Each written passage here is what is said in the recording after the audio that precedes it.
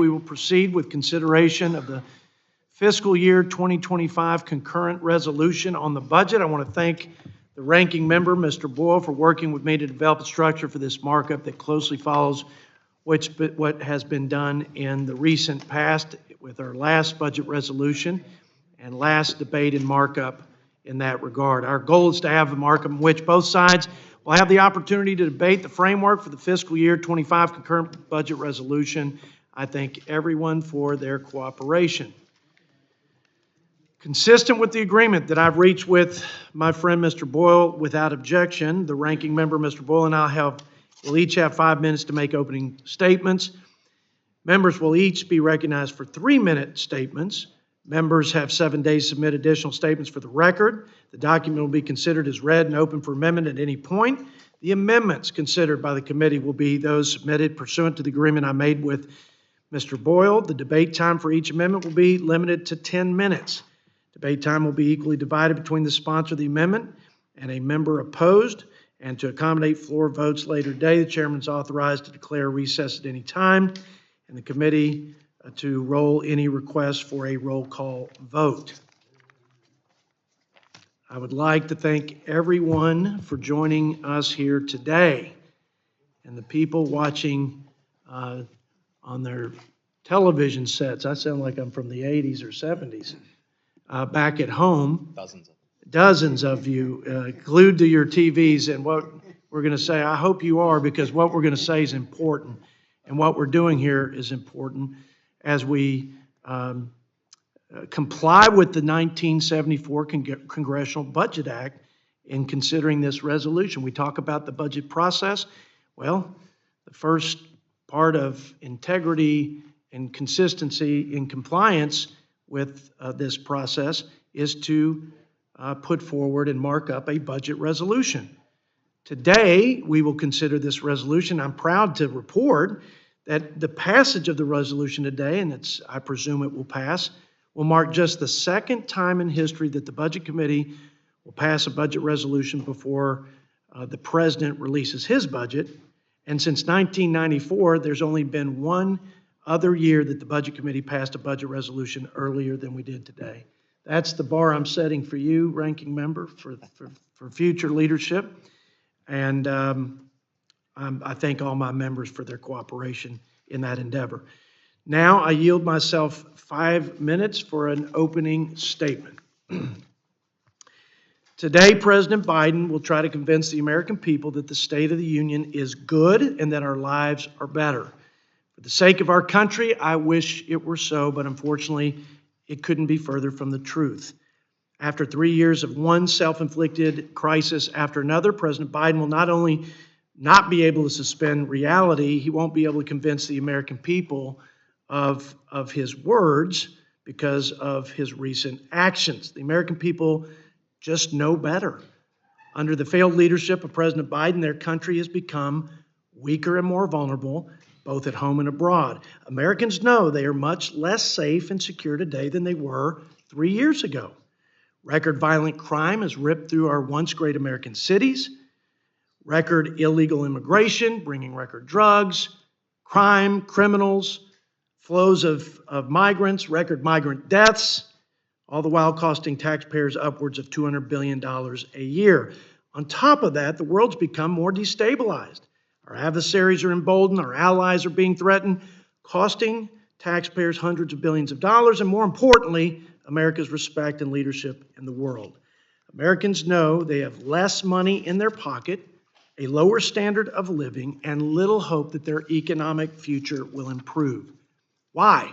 Record spending and borrowing to the tune of $6 trillion over the last 3 years has put our nation at the highest levels of indebtedness in our 250-year history, surpassing World War II, resulting in record inflation, record interest rates, a cost of living crisis that's crushing our working Americans. It's no surprise that Moody's and Fitch credit rating agencies have downgraded not only our credit rating, but our fiscal and economic outlook along with it. Ladies and gentlemen, the facts are irrefutable. Our deficit spending is out of control, our national debt's unsustainable, and the fiscal state of the union is in rapid decline.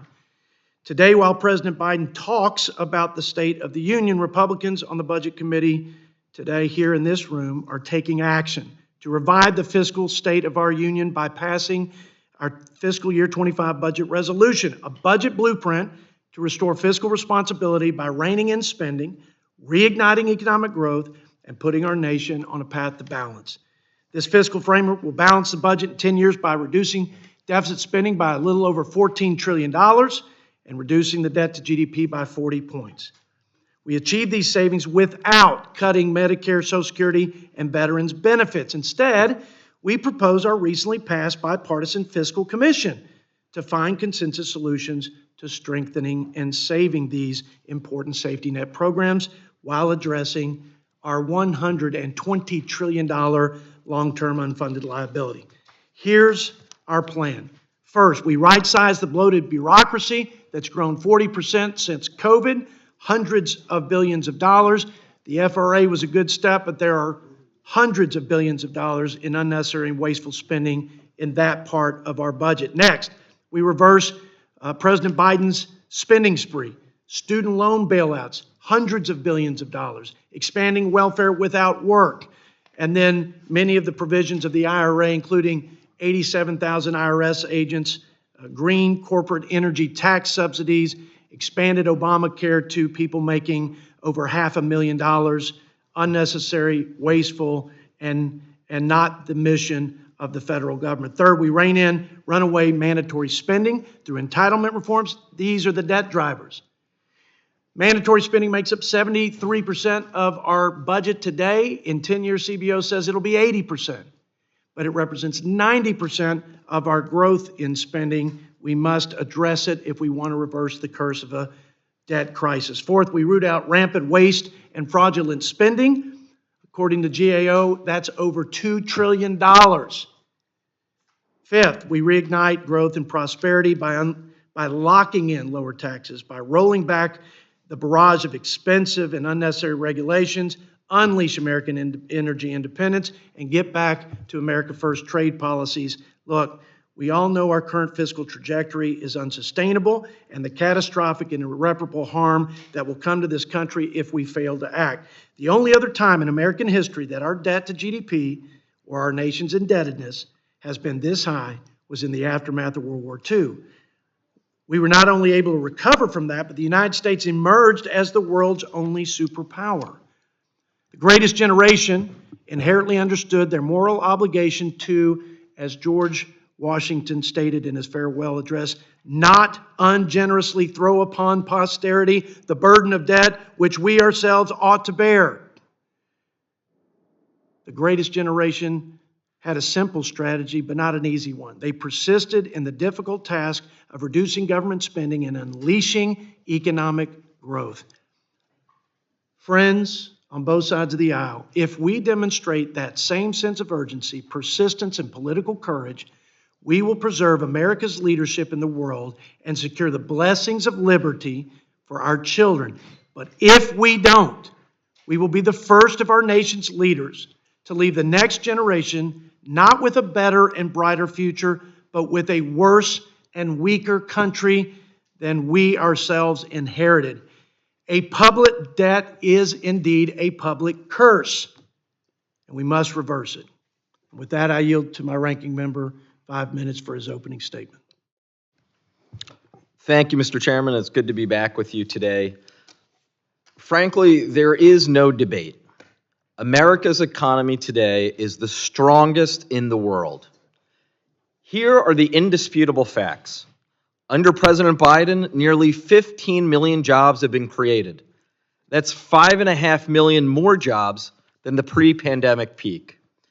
In 2023, we added an average of 250,000 jobs every single month. And last year, the percentage of working-age women in the workforce reached the highest level since the 1940s. The stock market is reaching all-time highs, and Americans have applied to create 16 million new businesses in just the last 3 years. Wages are now growing faster than inflation, and inflation has fallen from a peak of 9.1% to now 3.1%. None of this happened by accident. It happened because Democrats took action to rescue our economy, invest in American manufacturing, rebuild our infrastructure, lower health insurance costs, and finally let Medicare negotiate lower prescription drug prices. Those are the facts, and again, they are indisputable. While President Biden and congressional Democrats have delivered an economy that is the envy of the world, Republicans have turned the House of Representatives into an embarrassment. The do-nothing chaos caucus driving the wheel of the House Republican Conference will talk a big game about the border, but then refuse to actually put the bipartisan border legislation on the floor. They will complain about inflation, but then do nothing to lower costs for families. As a member of this very own committee asked recently on the House floor, what exactly are the achievements of this Republican majority? Being the first to depose their own speaker? Impeaching a cabinet member over policy disagreements? How does that help the American people? The answer, of course, is it doesn't. And the theme of abandoning the American people continues throughout this budget being put forward today. This MAGA budget is an assault on everything from health care to education. It would strip funding for food assistance for those in need, attack Medicaid, and make indiscriminate cuts to many government programs upon which Americans rely. Whether it's making it harder to put food on the table or keep shelter over your head, this budget does plenty of harm. And it does this all while paving the way for an extension of the Trump tax cuts, 83% of which went to the richest 1%. So let's be clear, this budget is extreme. Putting food assistance and Pell Grants for low-income students on the chopping block while extending tax cuts for billionaires is extreme. Selling out working families to line the pockets of price-gouging corporations while making it easier for the rich to cheat on their taxes is extreme. Not a single Republican joined Democrats to cap insulin prices for seniors and lower health insurance costs for millions. Instead, they support this budget that attacks the progress we have made under President Biden. I would add, even after trillions of dollars in draconian cuts they make to programs that help the most in need, this Republican budget still doesn't balance. In order to achieve that, they jettison the assumptions of the nonpartisan Congressional Budget Office and other reputable sources to rely on astonishing predictions of economic growth that somehow creates $3 extra trillion out of thin air. So that's where we are here today. Saying we're here to talk about how Republicans want to fund the government for the next decade would be charitable. We're here to talk about how Republicans plan to take away health care from millions of Americans. We're here to talk about how Republicans plan to cut funding that gives our children a better future. And Democrats are here to say we completely reject this bleak and backwards budget and all of its misplaced priorities. We will proudly offer a series of amendments today that protect American families from reckless GOP cuts, defend Social Security and Medicare, and preserve the historic climate investments of the Inflation Reduction Act. This budget is a roadmap to making life worse, not better, for middle-class families.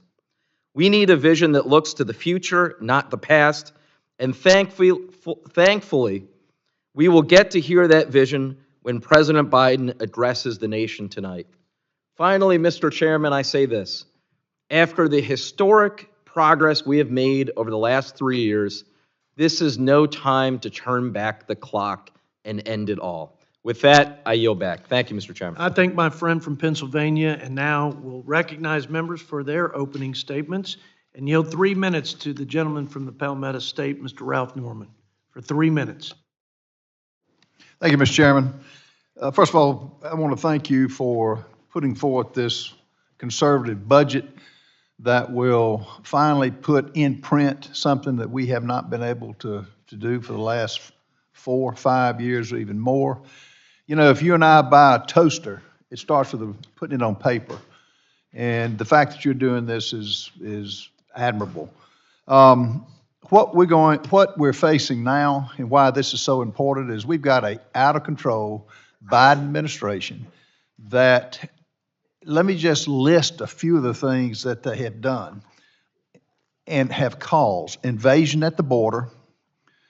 We've got out of control crime.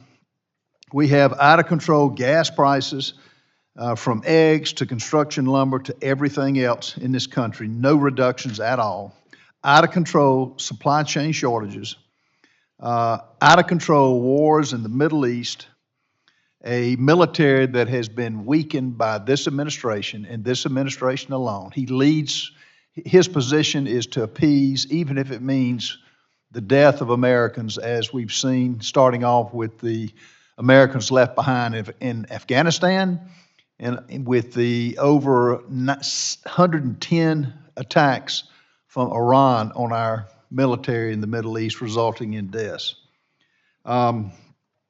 The priorities of this administration are to make America weak.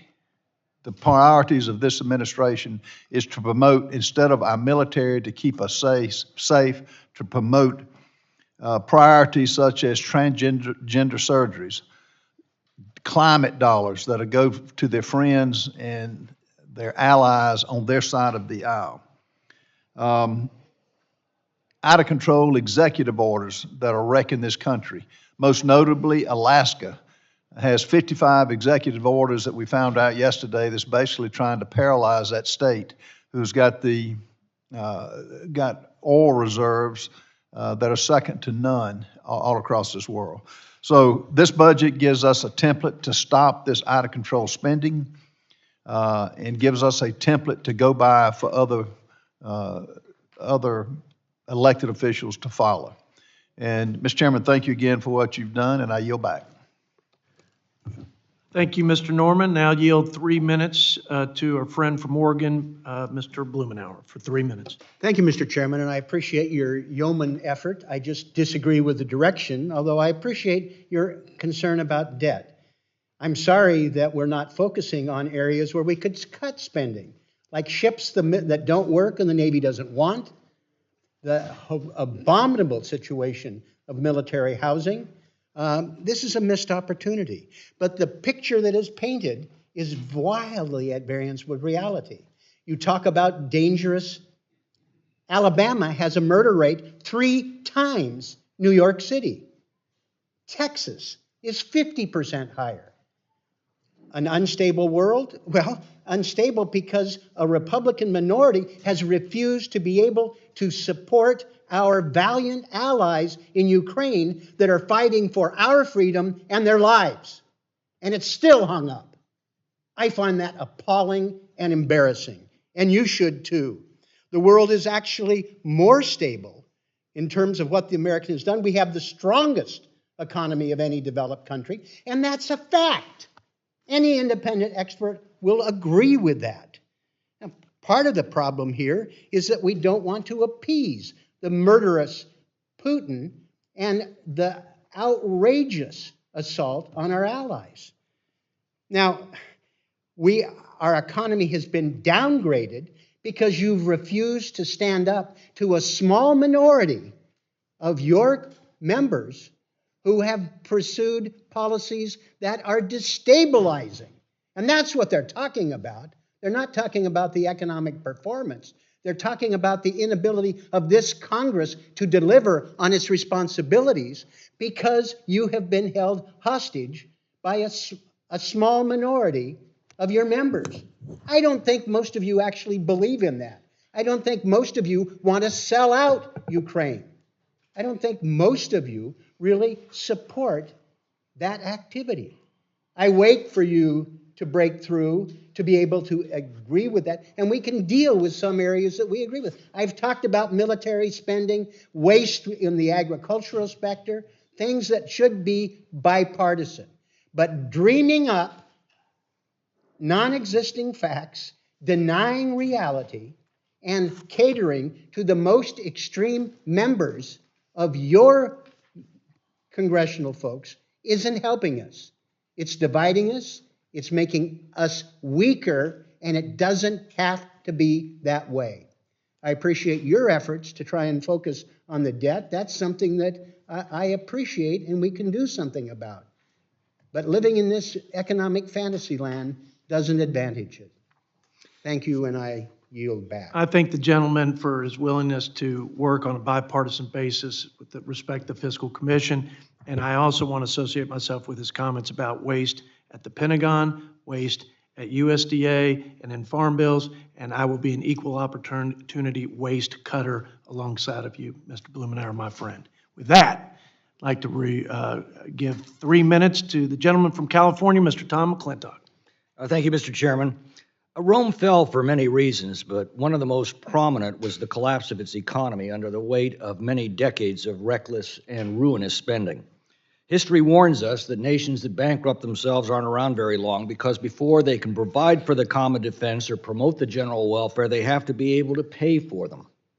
And with interest costs now exceeding our entire defense budget, that catastrophe is now facing our nation in our time. Just as you cannot drink yourself sober, you also cannot borrow your way out of debt or spend your way rich or tax your way to prosperity, yet the socialists keep trying. We have to recognize these simple truths or we're going to lose our country. The federal budget, so long neglected by the Congress, is the only way to do so. Now, I don't need to dwell on how dire our situation is. Suffice it to say that socialism hasn't worked any better here than everywhere else in the world has been tried because, as Margaret Thatcher famously warned, they keep running out of other people's money. And I would remind the ranking member who tells us that everything is great, that when Donald Trump left office, gasoline cost $2.39 a gallon, inflation was 1.4%, a 30-year mortgage cost 1.9%, America was energy independent, and our borders were secure. And the ultimate question that will decide this issue will be asked of the American people, and it's a simple one. Are you better off today than you were 4 years ago? But more importantly, I want to speak of the budget process itself.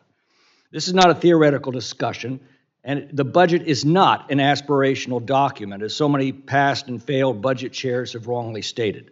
The Budget Act is, in fact, the single most powerful and practical fiscal tool that Congress has because it encompasses the entire federal spending plan and provides us with effective means to control spending if we choose to use it. The budget sets limits on both discretionary and mandatory spending. Discretionary limits bind the Appropriations Committee and forbid those levels from being exceeded. Mandatory limits bind the authorizing committees and command them to produce the statutory reforms necessary to fit within those limits.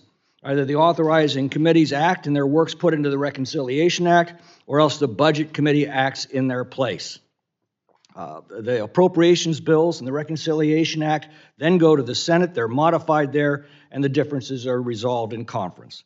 The last time this process was followed, it produced the only 4 balanced budgets our country has seen in more than half a century. Let us pray that we can do so again and that it's not too late to avert the fiscal disaster that awaits us if we fail.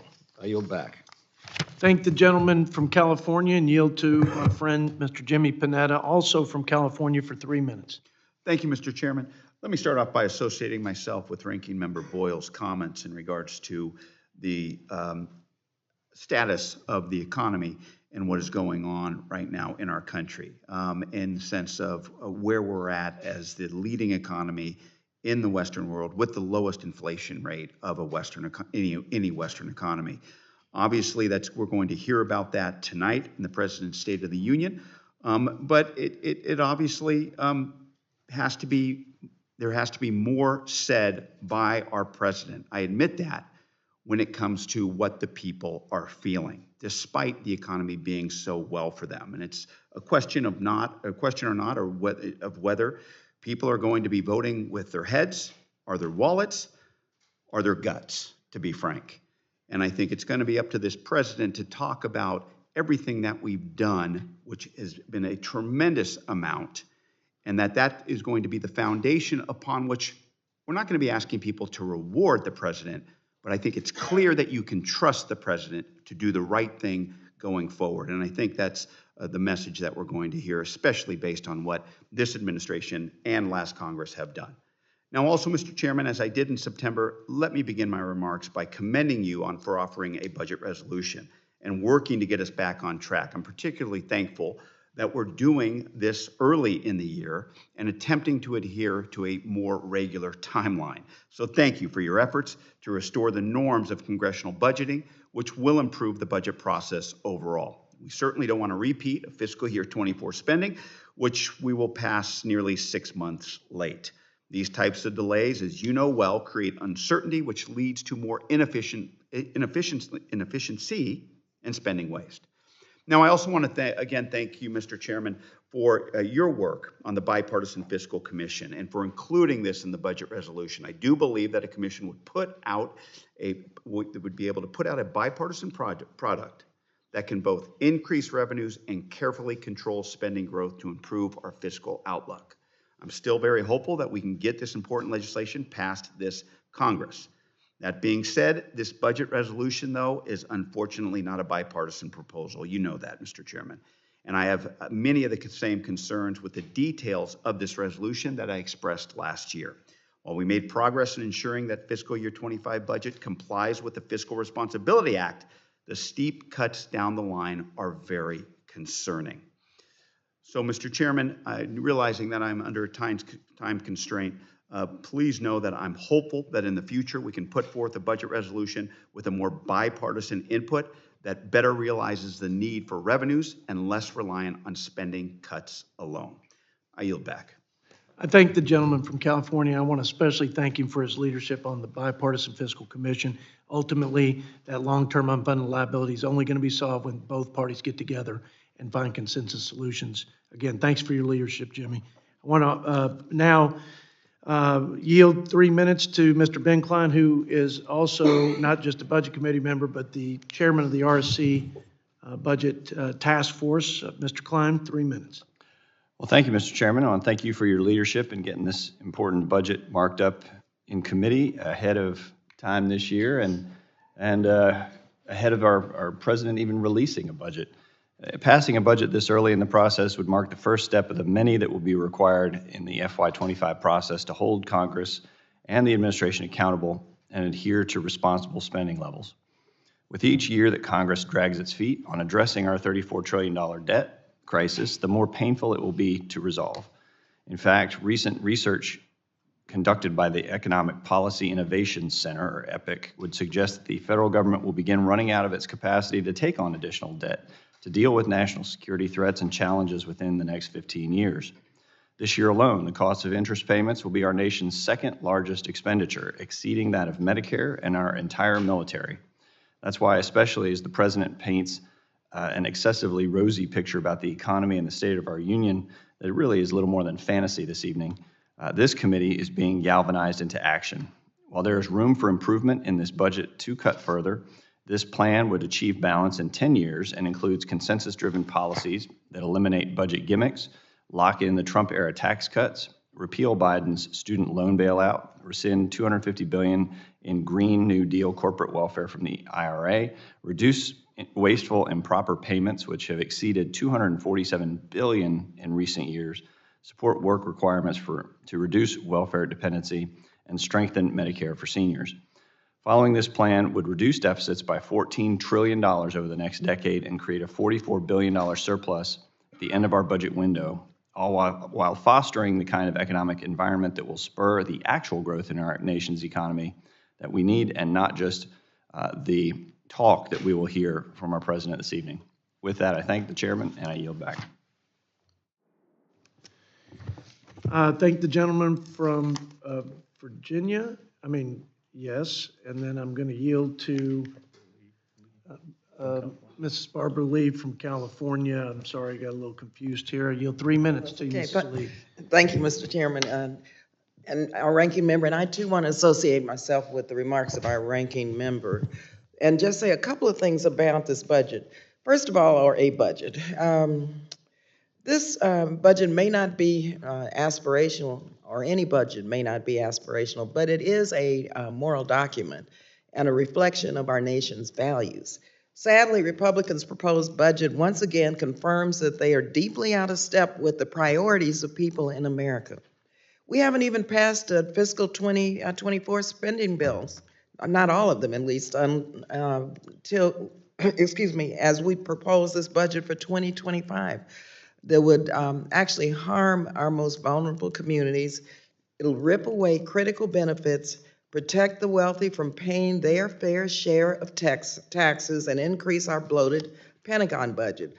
This budget is extreme. It's a GOP extreme budget, and it fails to deliver on this country's top priorities, which of course is tackling climate change, furthering racial equity, which is extremely important. I believe that Republicans would think so at least.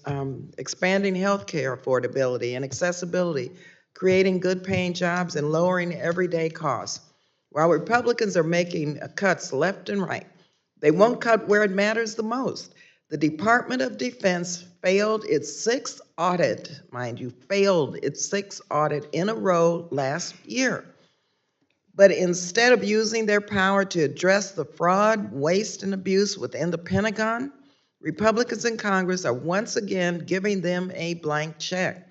If we cut just $100 billion from the defense budget, like my People Over Pentagon Act would do, we could redirect funding to meet so many of our needs in our communities and, yes, reduce the deficit.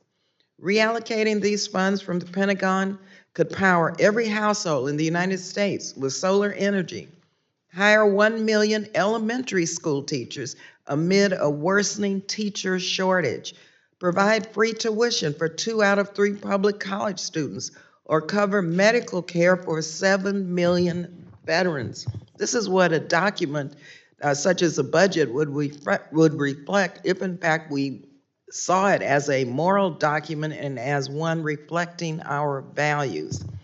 I'm very disappointed that in this extreme GOP budget proposal, it would deepen poverty and increase hardships for working families nationwide. And so I cannot in good conscience vote for a budget that puts profits and politics over people, and that's what this budget is doing, and I urge my colleagues to vote no. I yield the balance of my time. I thank the gentlelady from California, and now yield 3 minutes to my friend, Mr. Blake Moore, our Deputy Chair of the GOP Conference from Utah. Thank you, sir. Thank you, Chairman. I got a question in a recent town hall from a lady from Cache County, Utah, northern part of the state. After giving many slides about our fiscal situation, she basically just raised her hand and said, "Congressman, do you have any hope?" And I looked at her and I smiled, knowing that we were doing this today. And I said, the minute I don't have hope was the minute I will step down. And I will let someone else come back here and continue on. But I'm full of hope. It's treacherous when you look at the numbers and you look at the projections going forward on all things budgetary. Yeah, it's bleak. But I know that we're in two things. I know as a majority on the House Budget Committee, we're united. We're united in being able to find solutions to the realities that we face. And I wish it would have been more bipartisan, but I am so encouraged by the handful of my Democratic colleagues, and I know many more probably were hoping to vote for. We believe we can actually go after our debt issues too, in the Fiscal Commission Act. Those things give me hope, and I'm trying to communicate that to my constituents back home, that we can do something. Our nation had gone always 10, 15 years, and they would find a way to get back to a balanced budget, and we would have something happen or this or that. We're at a different situation now, right? This isn't World War II, post-World War II, where we can just lower defense spending completely and get our debt to GDP to 20%. We're in a different world now, and that's why we have to make tough decisions. This resolution that we're doing today is just giving us all hope, and I am so thrilled to be able to put this on paper. and to be able to vote for it and to show that we have a plan to continue to grow our economy. Because I get it. I understand that we have to have our different talking points at a certain particular piece of policy. But we doubled the child tax credit. We doubled the standard deduction. We didn't create inflation with the Tax Cut and Jobs Act. And we grew middle-class wages. Quit calling it a tax benefit for the wealthy. It's not. It grows our economy, so we have a fighting chance to be able to overcome our massive deficits and our ballooning debt. That's irrefutable, too. Those are irrefutable facts. And I'm thrilled to be able to put on paper the spending cuts that we need to do, along with the ability to continue to grow our economy. Because yes, we do have a strong economy, and it is our only hope to be able to tackle this. And we have a strong economy because we encourage industry, businesses to stay in America and not leave overseas with massive tax hikes. This plan that we have today gives us that fighting chance, and that's why I have hope to go back to Cache County and say, yes, I do have hope, and we have a chance to do this, and I yield back. I thank the gentleman from Utah and now yield 3 minutes to Ms. Ballant from Vermont. Thank you, Mr. Chair. I want to say I very much appreciate the remarks of the ranking member, and I always appreciate, Mr. Chair, your push to try to keep this committee centered in thinking about the people we represent back home and trying to create an environment in the committee where we are trying to have a conversation with each other and not just hurling insults at each other. So I have prepared remarks, but I'm not actually going to use them because I just have to say it's so tedious when I come to this committee. And, I came up through my legislature. I'm used to working in a bipartisan manner. It's so tedious whenever we try to talk about issues like Social Security and Medicare that we get accused of being socialists. I hear that all the time in this committee by certain members on the other side. And I just have to highlight that across this country, I don't care what district you represent, the elderly in this country depend on Social Security and Medicare, and I don't think they think of themselves as socialists. They want a fighting chance to age with dignity, to not live out their lives in poverty. And so to come here and always have that hurled at us is not just insulting to us who are trying to work in a bipartisan manner, but it's insulting to Americans across this country who rely on those programs to live out a life of dignity. And we can have a conversation about bipartisanship and working together with dignity. And in fact, I will say the brightest part of my week this week was meeting in a bipartisan rural health caucus yesterday morning. Started my day that way. And we came together, Democrats and Republicans, and talked about issues that cut across party line, talking about the mental health crisis, the housing crisis, substance use disorder that is racking all of our congressional districts. And it was truly a conversation of how do we prioritize what the needs of our constituents are and how do we move forward. And so you can call me a socialist, you can call my constituents socialists because they want to have their Medicare and Medicaid protected. But what you're doing is showing that you're more interested in hurling names than actually getting down to the business of doing this work. I yield back. I thank the gentlelady from Vermont for her comments, and it's at least share the sentiments that we ought to spend more time working together to solve problems and debating the facts on both sides of the issue. With that, I would like to yield to my friend from Virginia, Mr. Bob Good, for 3 minutes. Thank you, Mr. Chairman. I'm glad that this committee is taking the budget process seriously. and I do want to especially thank our chairman, yes, the staff as well, but I want to thank the chairman in particular for pushing this process for this past 14 months or so, for being willing to put members on record, for even demonstrating the integrity and the courage himself personally to vote against bad spending bills. Not easy to do as a chairman, because our chairman understands how important this is, and that our spending, our deficit, our debt is simply unsustainable. Today demonstrates that this committee recognizes that this is more than just a campaign talking point. Our national debt has grown to $35 trillion, significantly larger than the size of our entire economy, something that has not been reached since World War II. We're well over $100,000 per citizen in debt, just an astronomical number. What do we have to show for each of us over $100,000 in debt? And our debt is growing by some $1 trillion every now 4 or 5 months or so. It'll grow to $36 trillion by the time we have our next election.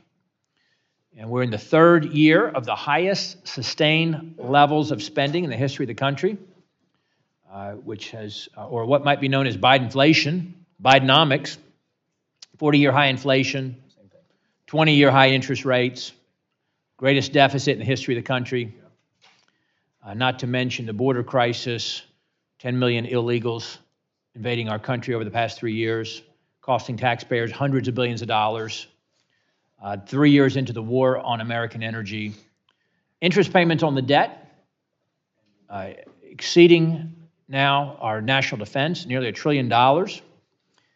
And as has already been said, if no action is taken, Social Security and Medicare will be bankrupt, insolvent within a decade. So I wish that our friends across the aisle understood that, and that they had or whether they don't understand it or they don't have the integrity to help us address it, so that we can help those who we claim that we want to help, and they don't suffer the consequence of us not addressing it. And I wish all members of this body and the one across the Capitol on both sides of the aisle would join us in preserving and protecting the programs that the seniors in our country and those approaching senior status depend upon. So I thank the chairman, I thank the staff for the work to get us here today, and I look forward to supporting this step in the right direction. And I yield back.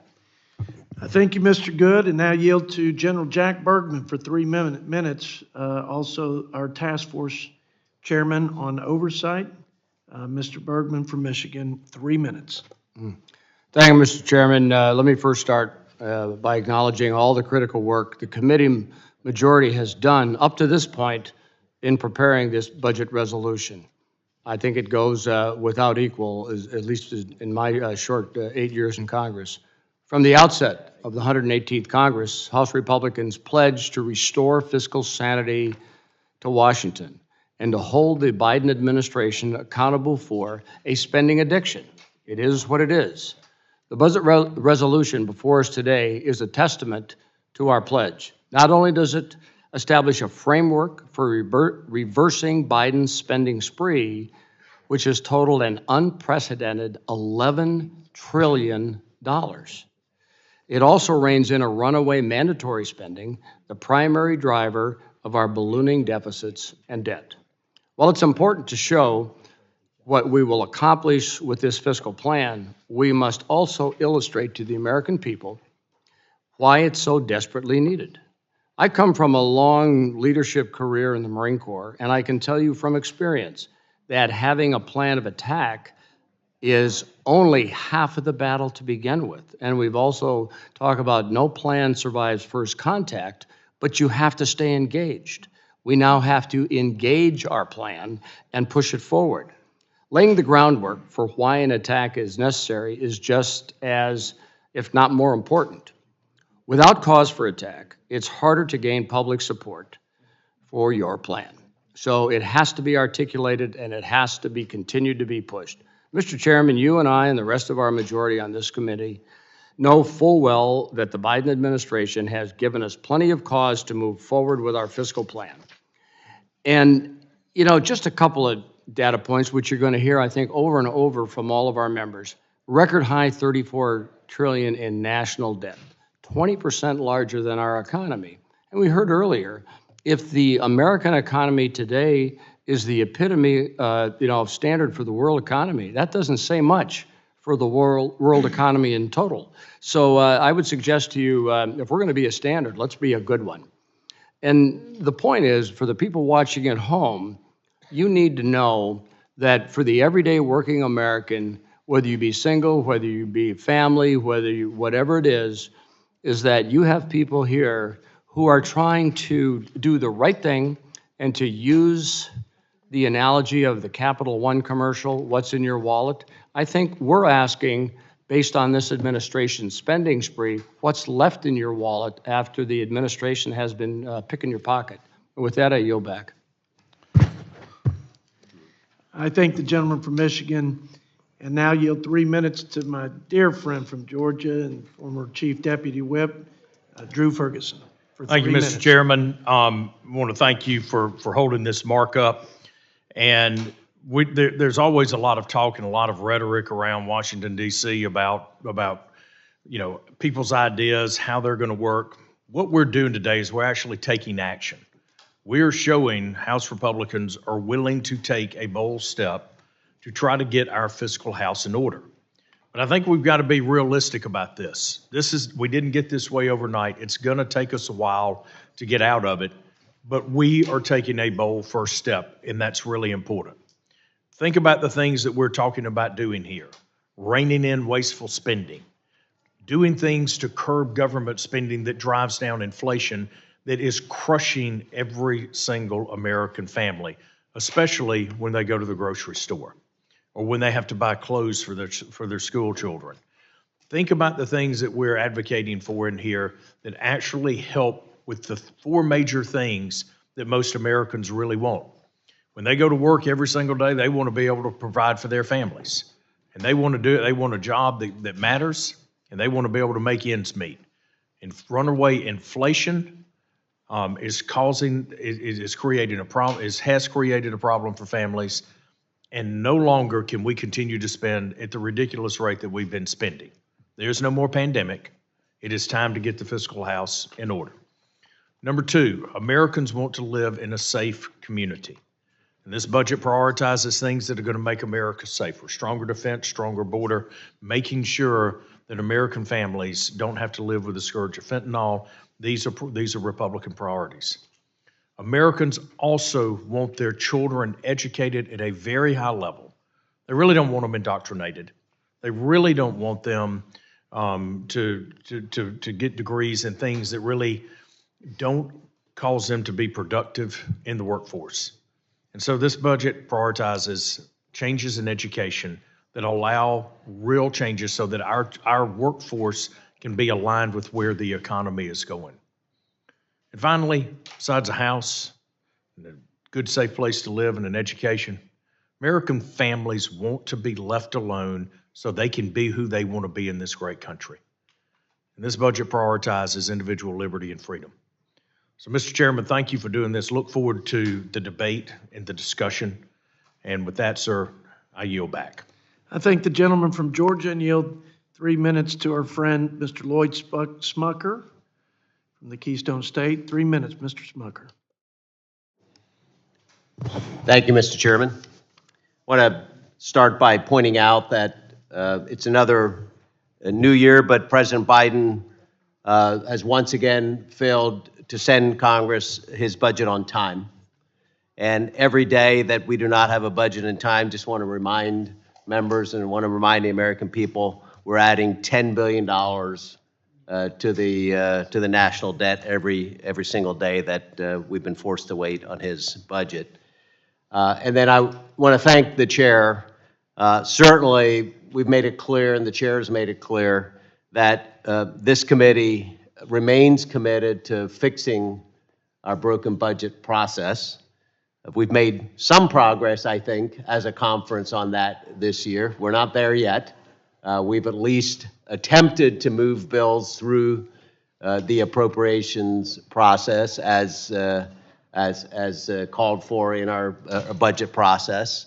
But certainly going forward this year, we're going to work really, really hard to comply with the process as it's intended to work. And I think today's markup is the first step on that. So I want to thank the chair for doing that. By the way, when we pass this out of the budget, out of the committee today, we'll be 3 weeks ahead of schedule.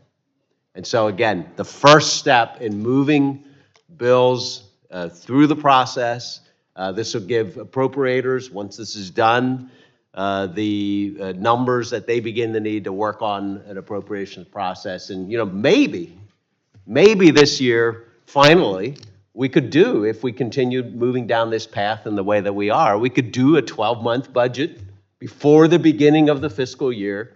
Not a novel idea, but it hasn't happened here in how many years, Mr. Chairman? Probably 30 years, maybe longer than that, that we've done this in the way that should be done. So I think it's really, really important that we do exactly that. We go back to regular order. We go back to an open and transparent process of passing our budget and letting the American people know how their dollars are being spent. And by the way, we should act with urgency on this. We've heard it here, but the national debt is close to $35 trillion.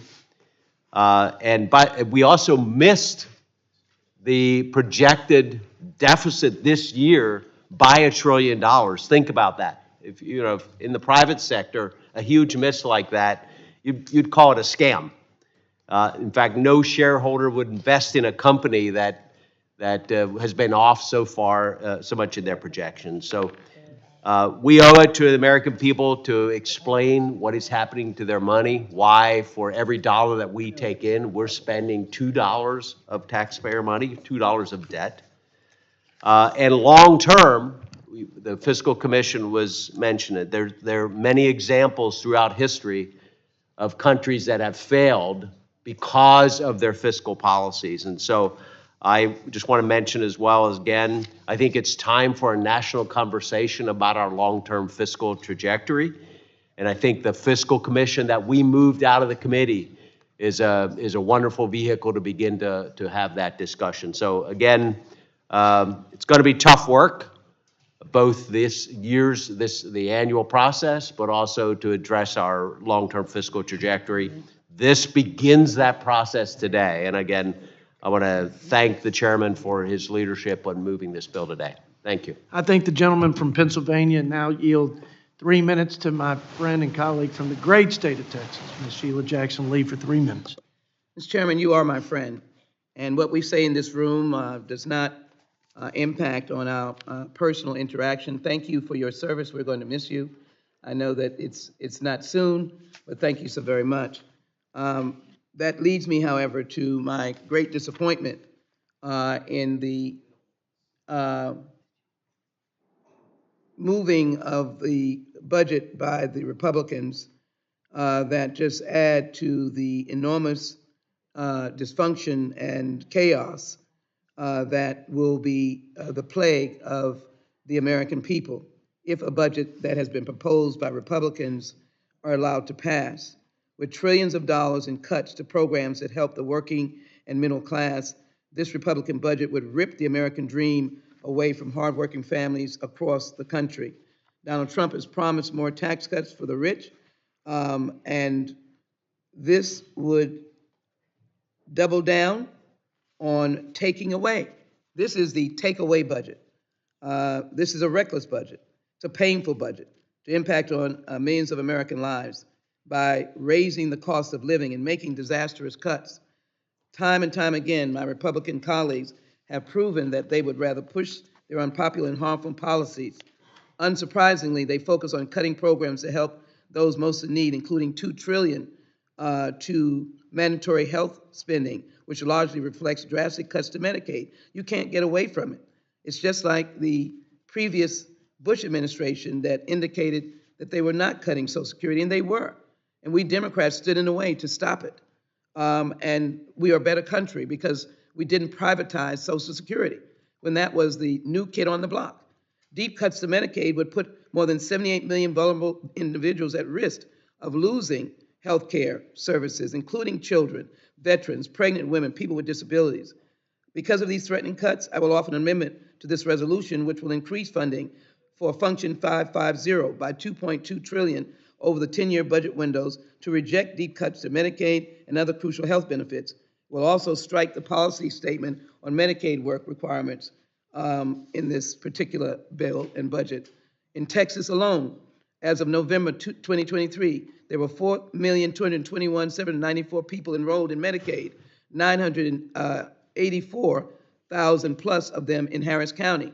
And in my district, the 18th Congressional District of Texas, there were an estimated 24.8% of individuals enrolled in Medicaid in 2023. The gist of my remarks today, Mr. Chairman, is we can't go backwards. We have to go forward. This MAGA budget that the Republicans have offered for FY25 is taking us backwards.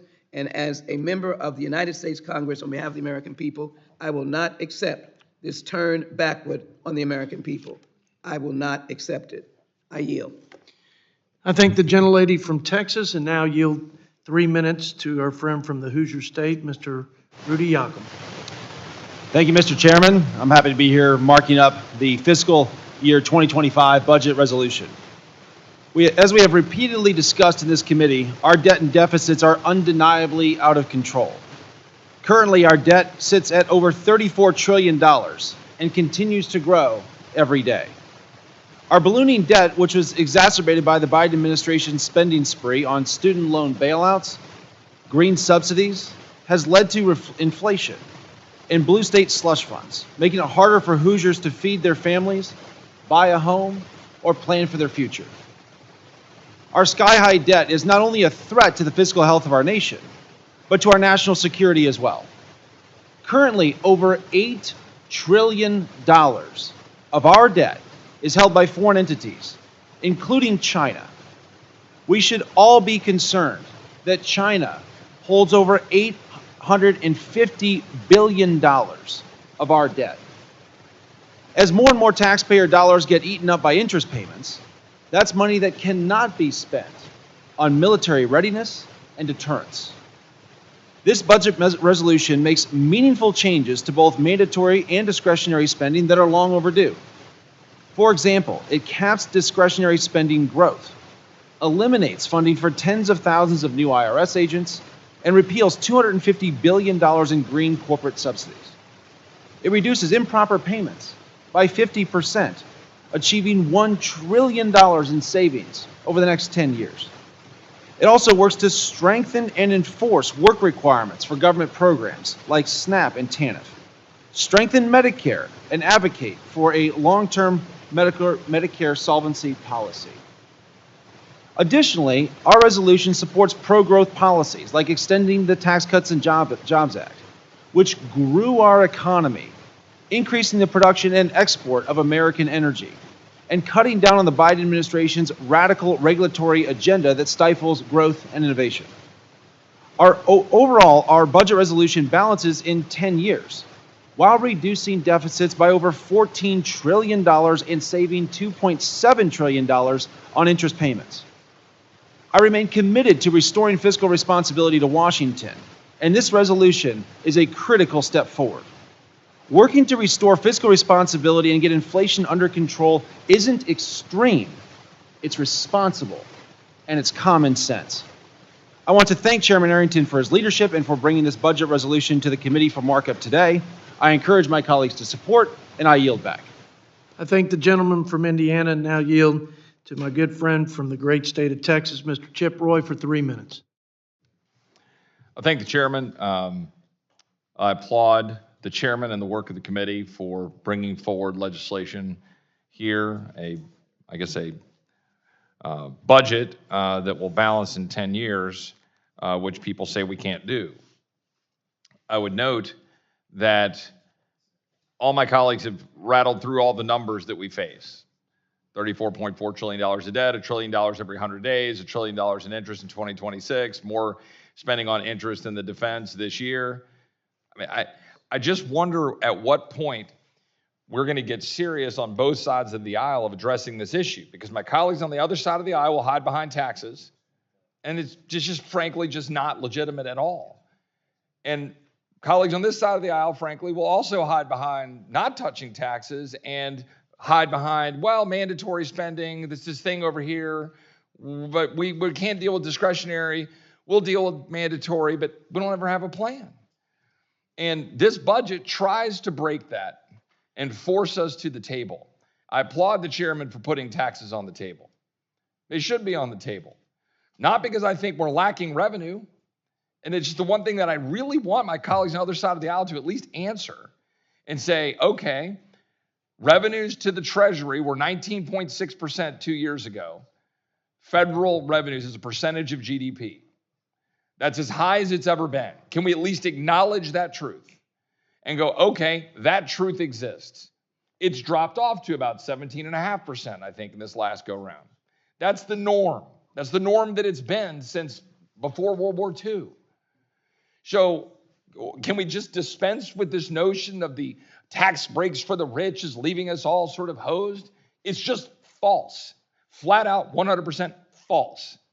Equally false is the notion that Republicans are going to adhere to this budget. They won't. They didn't yesterday.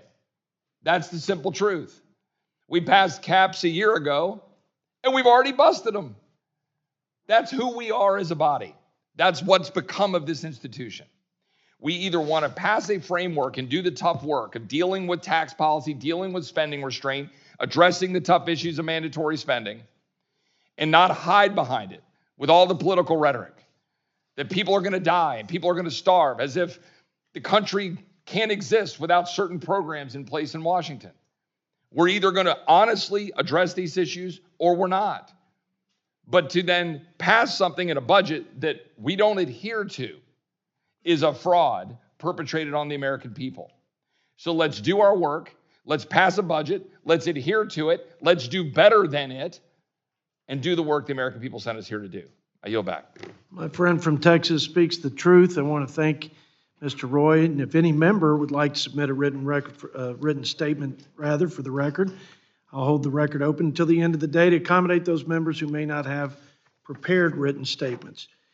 The committee will now proceed to the consideration of the budget aggregates, functional categories, and other appropriate matters. This text is identical to the tables distributed to the minority and posted online yesterday. Under Committee Rule 10, the committee will consider a document containing the budget aggregates, functional categories, and other components of the budget resolution. Amendments may be offered to this document subject to the agreement that me and the ranking member made. After this document has been approved, it will be incorporated in the text of the concurrent resolution on the budget for a final vote on whether to report the measure to the House. The committee will now begin the amendment process. The document, shall I yield? The committee will now begin the amendment process. The document will be considered as read and open for amendment at any point pursuant to the bipartisan agreement laid out earlier today. Debate on the amendments offered will be 10 minutes per amendment with time equally divided. Are there any amendments? I have an amendment at the desk. Clerk will designate the amendment. The staff will distribute copies of the amendment. And in just a few seconds, I'll turn it over to you, Mr. Ranking Member. Amendment number 1 on Function 920 funding levels, offered by Ranking Member Boyle.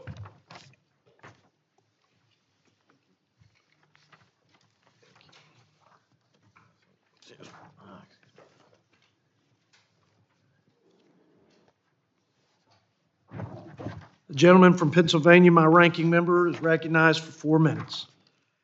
Thank you, Mr. Chairman. As members can see, this amendment is entitled Defending the Independence of Ukraine. But actually, this amendment is just as much about the United States of America as it is Ukraine. And whether or not the United States will continue to lead the world that we created out of the ashes of World War II. We have been, for the last 3/4 of a century, the bulwark against first Soviet and now Russian expansionism. This country led the West under bipartisan administrations, Democrats like Truman and JFK, Republicans like Eisenhower and Reagan, every single presidency. We really had a bipartisan foreign policy, frankly, when it came to standing for the transatlantic alliance, standing for small d democratic values, and standing up to communist expansionism. What we see today is Vladimir Putin attempting to reconstitute the Soviet Empire, frankly, as the new Russian Empire. Vladimir Putin, who was a KGB agent and was actually in East Germany the day in November 1989 that the Berlin Wall fell, Putin once said, and I quote, "The greatest geopolitical catastrophe of the 20th century was the collapse of the Soviet Union." He has made crystal clear his ambitions as they relate to Georgia in 2008, Crimea in 2014, the Donbass and the rest of Ukraine today. If he is allowed to succeed, this will not be the end of war in Europe. It will, frankly, be more the beginning than the end. Now, we have spent billions of dollars in defense of Ukraine over the last 2 years. Our European allies collectively have spent more than the United States. So we are not shouldering this burden alone. I thank our European allies, particularly Germany, but many others, the British, all of them have contributed. You have seen a dramatic ramp up in defense spending among our NATO allies. 18 of the 31 NATO countries are now at that 2% level. We need, by the way, to get to all 31 and now most recently 32 NATO allies. We cannot walk away from our responsibilities to Ukraine, but also all of our transatlantic allies. It will have devastating consequences if we do. And I'll leave you with this statistic. A recent U.S. intelligence report estimated that 315,000 Russian soldiers have been killed in Ukraine. A recent British intelligence report puts that at 355,000. The little bit of spending that we have incurred in terms of our overall defense budget on Ukraine, over the last 2 years, we're talking about literally less than 5% of our own defense spending. This might be the greatest ROI, return on investment, that we have ever seen in terms of our defense spending. Ukraine is fighting the West's war for us. Let us make sure we continue in the great bipartisan tradition and continue to stand with our brave allies in Ukraine. The future of the world that we've built rests upon it. With that, I yield back.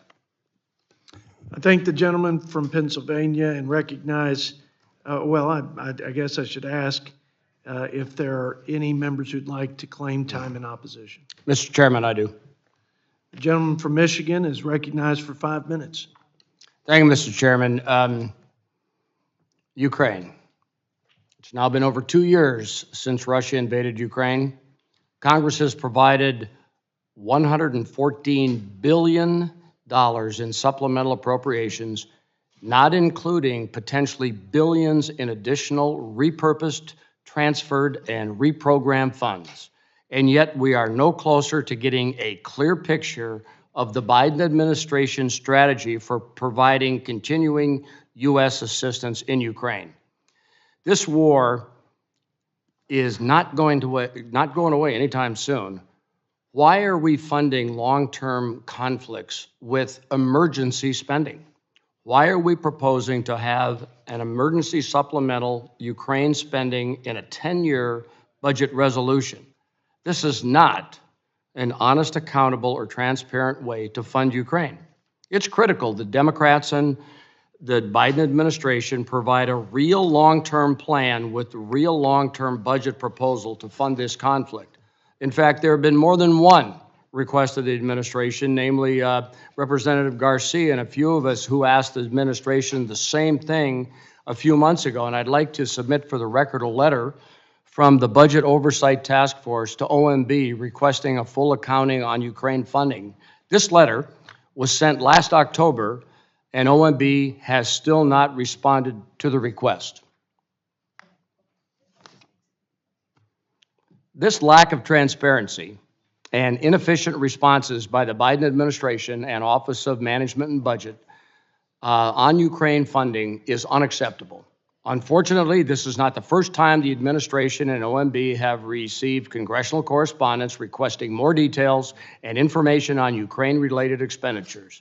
For over a year, senators and members of Congress have sought greater transparency from the Biden administration regarding the total budgetary resources across all government departments and programs provided to respond to Russia's war in Ukraine.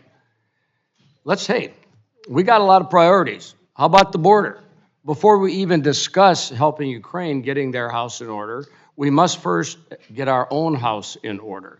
The crisis at the southern border is unequivocally one of the greatest threats facing our nation today. Since President Biden took office, there have been roughly 8.7 million encounters nationwide and over 7.2 million encounters at the southwestern border alone. The figures for known gotaways is over 1.7 million migrants and growing. CBP is overwhelmed on a daily basis and have zero support from the Biden administration and zero support from their own boss, Secretary Mayorkas. The American taxpayer is overwhelmed as well. According to the Federation for American Immigration Reform, the per annum cost of illegal immigrants on the taxpayer is $150.7 billion. Secretary Mayorkas confirmed that he is releasing in the U.S. 85% of migrants encountered at the southwest border. 85% of 7.2 million is 6.1 million, meaning 6.1 million illegal migrants entered at the southwest border and end up in the United States. Biden refuses to declare a state emergency, refuses to restart construction on the border wall and other much-needed physical barriers, refuses to reinstate Title 42 authorities, refuses to end catch and release, refuses to restart the Remain in Mexico policy, refuses to use any legal executive authorities to galvanize the CBP and bring some semblance to order. President Biden could stop the border crisis with a snap of his fingers, but he chooses to let this crisis continue. This lack of operational control is fundamental dereliction of duty perpetrated by the Biden administration. This is out of control. The governor of Texas has declared an invasion and appropriated over $13 billion in state funds alone to address the crisis of the border. Where's the federal government?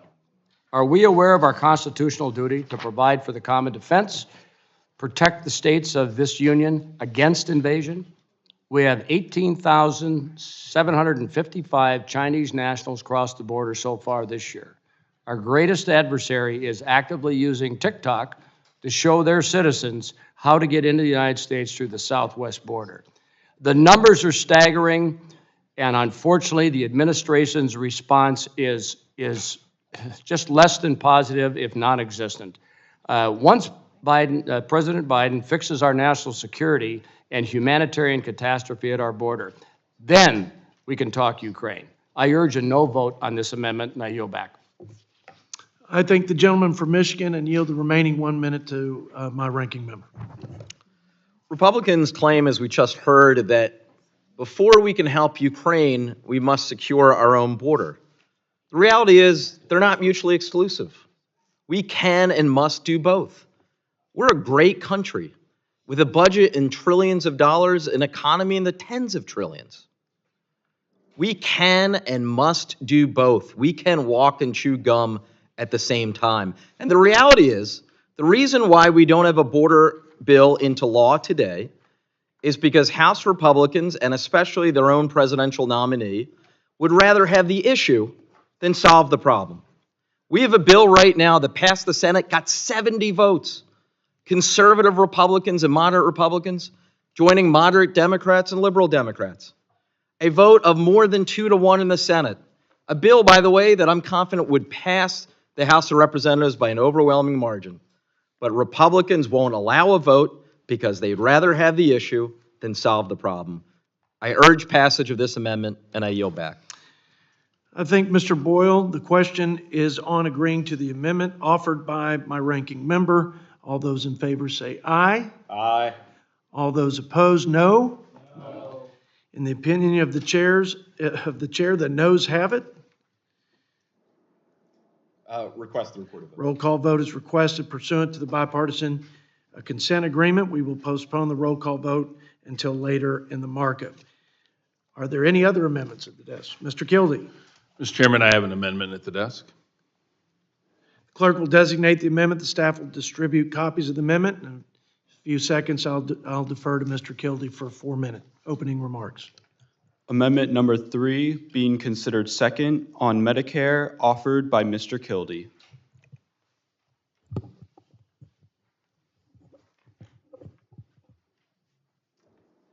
I recognize Mr. Kildee from Michigan for 4 minutes. Thank you, Mr. Chairman. And let me just say, this is my last year in Congress, which means my last opportunity to adopt a budget. And I do, while I disagree with many of the elements, I want to commend the chair for bringing this budget to the committee in a timely fashion. Let's discuss the contents now.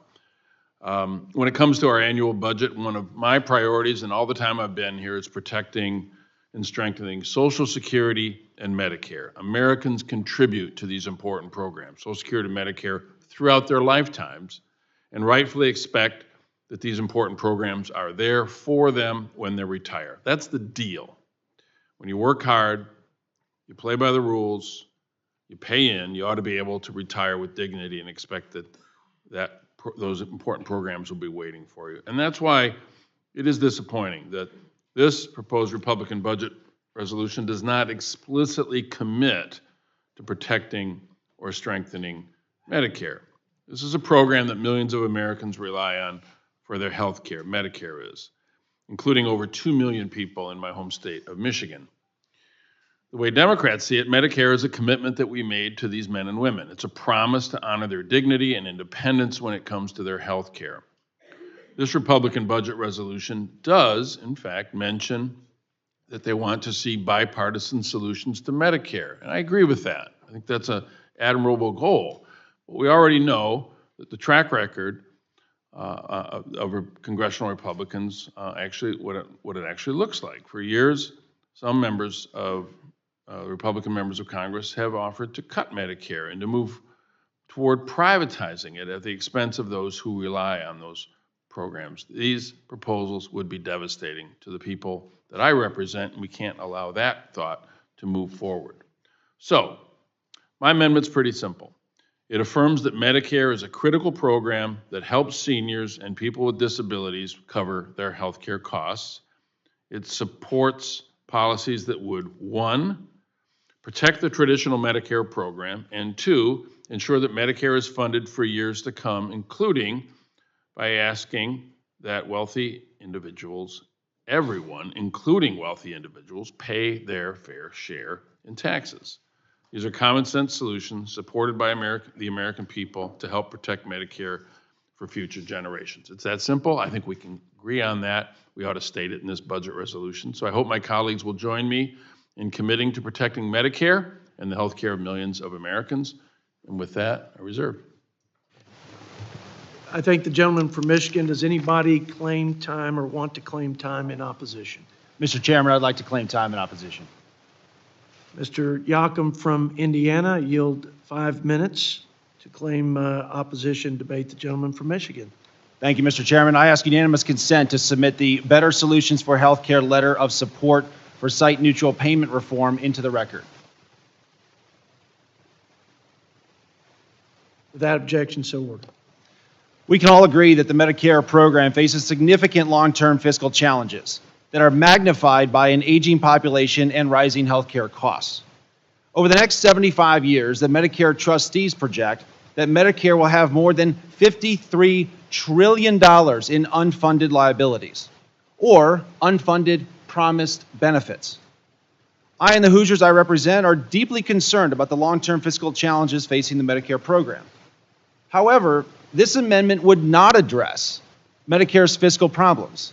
This amendment is duplicative and unnecessary, as our budget resolution already includes a policy statement supporting the need for bipartisan solutions to save Medicare for those in or near retirement and to strengthen the program's solvency for future generations. Additionally, this amendment advocates for raising taxes on hardworking Americans, which will only serve to stunt economic growth. while not solving Medicare solvency issues. Our budget supports policies that follow recommendations from the Medicare Payment Advisory Commission, as well as the Government Accountability Office, to address overpayments to healthcare providers in Medicare, freeing up resources to serve more American seniors. Our budget resolution also supports a fiscal commission tasked with making recommendations on policy solutions that address the fiscal challenges facing Medicare. We owe it to our seniors and future generations to find real solutions that preserve and protect the Medicare program for decades to come. I urge my colleagues to vote no on this amendment, and with that, I yield the balance of my time to my colleague, Mr. Klein from Virginia. I thank the gentleman from Indiana, and I rise in opposition to the amendment. The amendment would, as the gentleman said, make it more difficult to put in place the reforms that are necessary to balance the budget and save Medicare for future generations. The gentleman outlined the different policies that are supported by this budget that follow recommendations from the Medicare Payment Advisory Commission, like equalizing payments for the same service through site-neutral payment reform, a policy that's been advanced in a bipartisan manner by the House this Congress. If we are actually delivering better services for seniors across America and doing so at a reduced cost to the American taxpayers, is that a cut? It may be in the eyes of the gentleman, but in fact, we are allowing Americans to keep more of what they earn and yet get better services delivered to them through the Medicare program. My kids are only 12 years old. At the rate that Medicare is going, it will not be there for them when they are of age. It will be insolvent. The same with Social Security. We have to act to improve these services, improve these important programs for future generations. We can all agree that Medicare faces significant long-term fiscal challenges. Over the next 75 years, the trustees project more than $53 trillion in unfunded liabilities. So this bipartisan fiscal commission, which is in the budget, tasked with making recommendations on policy solutions to address the fiscal challenges with the Medicare and Social Security programs, is so important. Unfortunately, this amendment, instead of actually encouraging innovation and improvements to lower costs to the program, supports raising taxes on hardworking Americans to bail out the misguided policies of the Democrats. Raising taxes and stunting America's economic growth is not the solution to the looming insolvency or our $34 trillion national debt. We all know what happens when we raise taxes. It stunts growth. It limits the growth of the economy and the ability to keep up with rising costs. So we must approach these issues in a bipartisan manner, and our seniors are depending on it. The seniors in Indiana are depending on it. The seniors in the gentleman, Mr. Kilday's district, are depending on it, that we come together behind a budget that's going to provide common sense solutions that are going to save Medicare for future generations without raising taxes and hurting our economy. And with that, I oppose the amendment and I yield back the balance of my time. I thank the gentleman from Virginia and now yield the remaining 1 minute and the 10 minutes for closing comments from Mr. Kilday from Michigan. Thank you, Mr. Chairman, and I thank my friends for their comments. I'll just make a couple of notes. Number one, we recall a debate not too long ago here regarding the Fiscal Commission, and there was a commitment that everything was on the table, including taxes. But I find it interesting that when it comes to actually addressing the problems that we see in Medicare, and I suppose we could say the same thing about Social Security, it's revealed right here in this committee hearing that taxes are actually off the table, that there is no intent to make sure that the wealthiest Americans pay their fair share in order to make sure that these essential programs work, number one. Secondly, I disagree. Not only did I write the amendment, but I also read it. It does not make it more difficult to deal with reforms. It simply says, as we go into the question of how we're going to make sure that Medicare is solvent, that we just commit to the American people that we're going to do it in a way that does not cut the essential benefits that are required to keep them healthy. That's the promise that we make when we ask them to pay into the Social Security and to the Medicare payroll tax to the funds that support these programs. That doesn't mean we can't reform. It just says, and when we do that, we're not going to take away essential benefits that keep them healthy. We ought to be able to at least say that. The amendment's not more complicated than that. It's simple. Let's promise to the American people that as we wrestle with these tough questions, we're going to come up with solutions. Everything should be on the table. Reforms can be on the table. Taxes should be on the table. But what should not be on the table is a threat to cut benefits that seniors depend upon. That's what the amendment would do, and that's why I ask my colleagues to support me in this. I yield back. Thank the gentleman Mr. from Chairman. Michigan. The question is on, Mr. Chairman, I'm sorry. can I ask Fine. unanimous consent to submit two things for the record? Medicare Payment Advisory Commission MedPAC report to Congress from June 2023, and President Obama's FY 2017 budget that proposed to reduce Medicare coverage of bad debt. Without objection, so ordered. Thank you. The question now is on agreeing to the amendment offered by Mr. Kildee. All those in favor say aye. Aye. All those opposed, no. In the opinion of the chair, the noes have it. Mr. Chairman, ask for a recorded vote. Roll call vote is requested. Pursuant to the bipartisan consent agreement, we will postpone the roll call vote until later in the markup. Are there any other amendments at the desk? Ms. Omar. Mr. Chair, I have an amendment at the desk. The clerk will designate the amendment. The staff will distribute copies of the amendment. In just a few seconds, I will then defer to Ms. Omar for her opening statement. Amendment number 7, being considered third on function 600 funding levels, offered by Ms. Omar.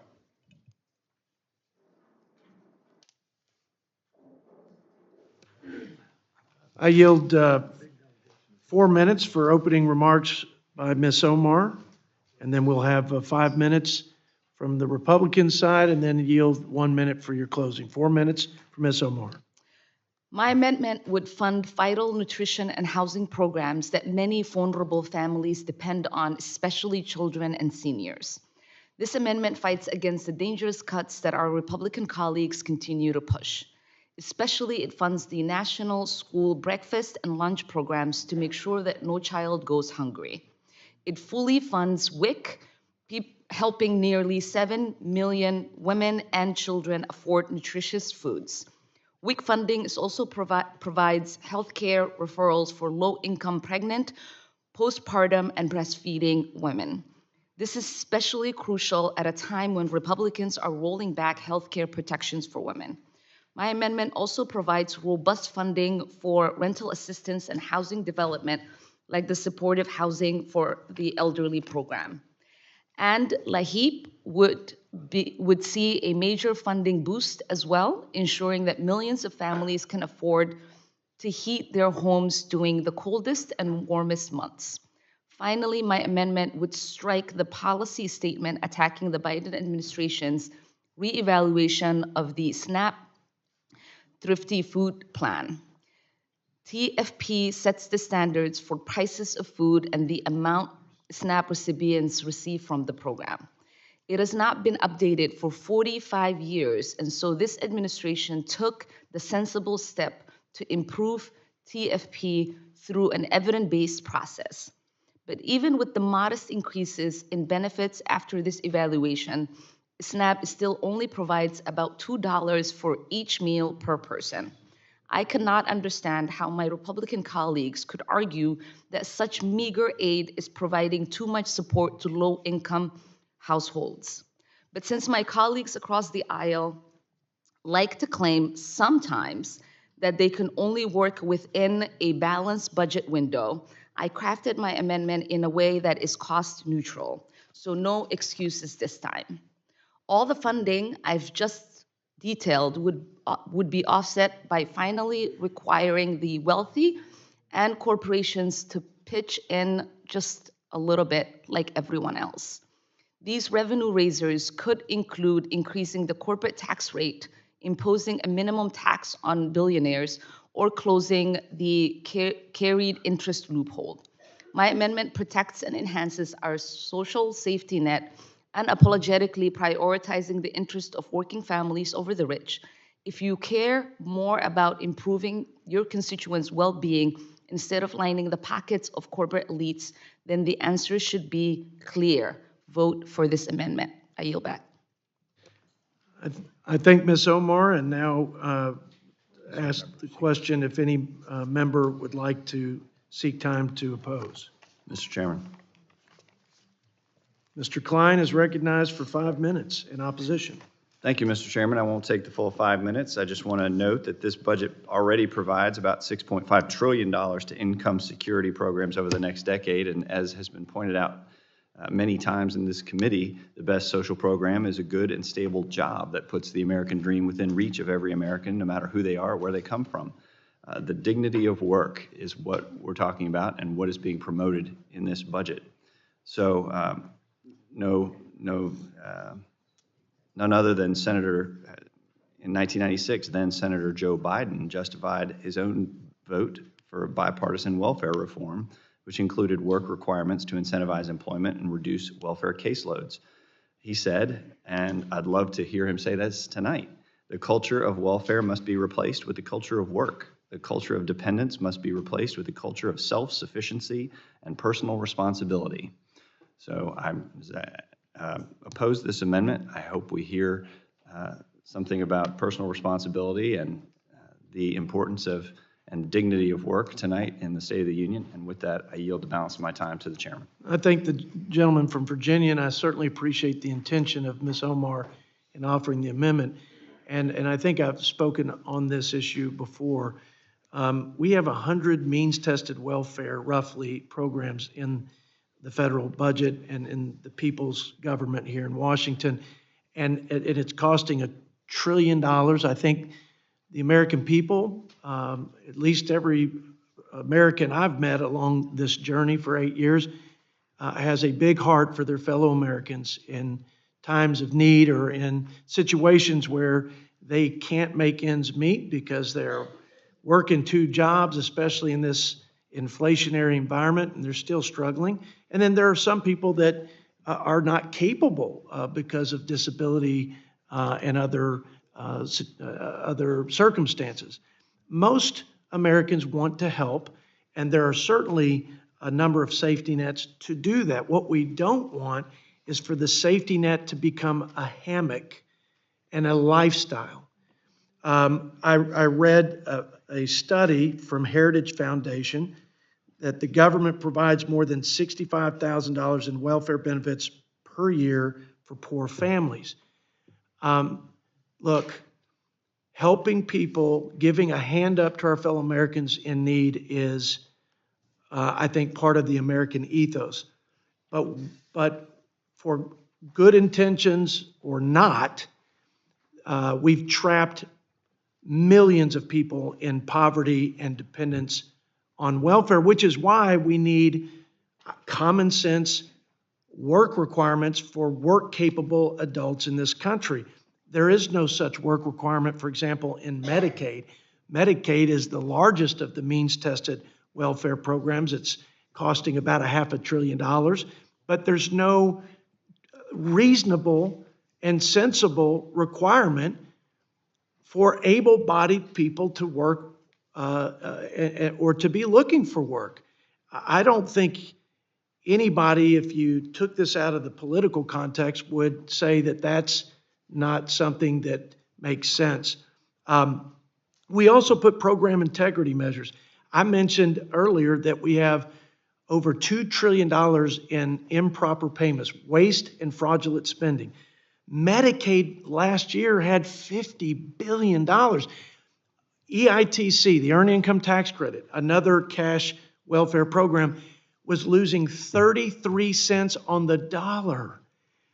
Listen, whether you're for that program and you believe it's serving its intended beneficiary or not, the beneficiary is losing 33 cents. We're not getting the money to the people who need it. And it's poor stewardship as fiduciaries of tax dollars to not have, for example, asset and income verification. We ought to do that regularly. Are you eligible for this program, or have you moved to a position where you're ineligible? We need states to have skin in the game. We need incentives, both carrots and sticks, for agencies and states to make sure we don't improperly pay folks. And then back to my colleague from Virginia's comment about jobs. We have spent $14 trillion roughly on anti-poverty programs since we declared war as a country on poverty in the 60s. The poverty rate hasn't moved much. We've spent trillions of dollars, and still today, the best anti-poverty program is a job. And I believe the pro-growth policies in this budget will incentivize and encourage and foster growth and job creation so people can have a better opportunity for a bigger paycheck. And that's, I think, the best way we can help our fellow Americans. With that, I yield to the gentlelady. I know I went over my time a little bit, so I'll be generous with you, Ms. Omar, for your closing comments. Well, thank you so much, Chairman. Thank you for your decency in your response. Having a job is important, and that's why this Democratic administration and President Biden has prioritized in creating jobs. 15 million jobs have already been created.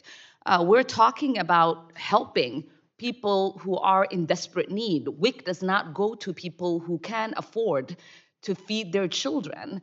You know, school programs are not for people who can afford their children. These are programs that are essential to the most vulnerable citizens of our country. When we talk about the deficit, when we talk about cuts, we're not hearing anybody say it is a problem that Republicans pushed $1.7 trillion in tax cuts to help corporations and billionaires. What I am asking for, what the Democrats are asking for, is for us to be sensible and for us to be decent when we think about those that are the most vulnerable, who are in need in our country, and cutting these vital programs that are so desperately accessed by them is not a sensible thing to do. It is not a neighborly thing to do. It is not a religious thing to do. And I just hope that we recognize as a country that we must do all that we can to help provide the straps so that people can pull themselves up. Thank you, and I yield back. I thank the gentlelady, and now... Mr. Chairman, I apologize, I did it again. No, I'm asking unanimous consent to submit material into the record. An article from the Heritage Foundation titled "Welfare Increase in U.S. History Will Boost Government Support to $76,400 per Poor Family." An article from the American Enterprise Institute titled "Do Work Requirements and Safety Net Programs Work?" and CBO's February 2024 baseline projections for the Supplemental Nutrition Assistance Program into the record.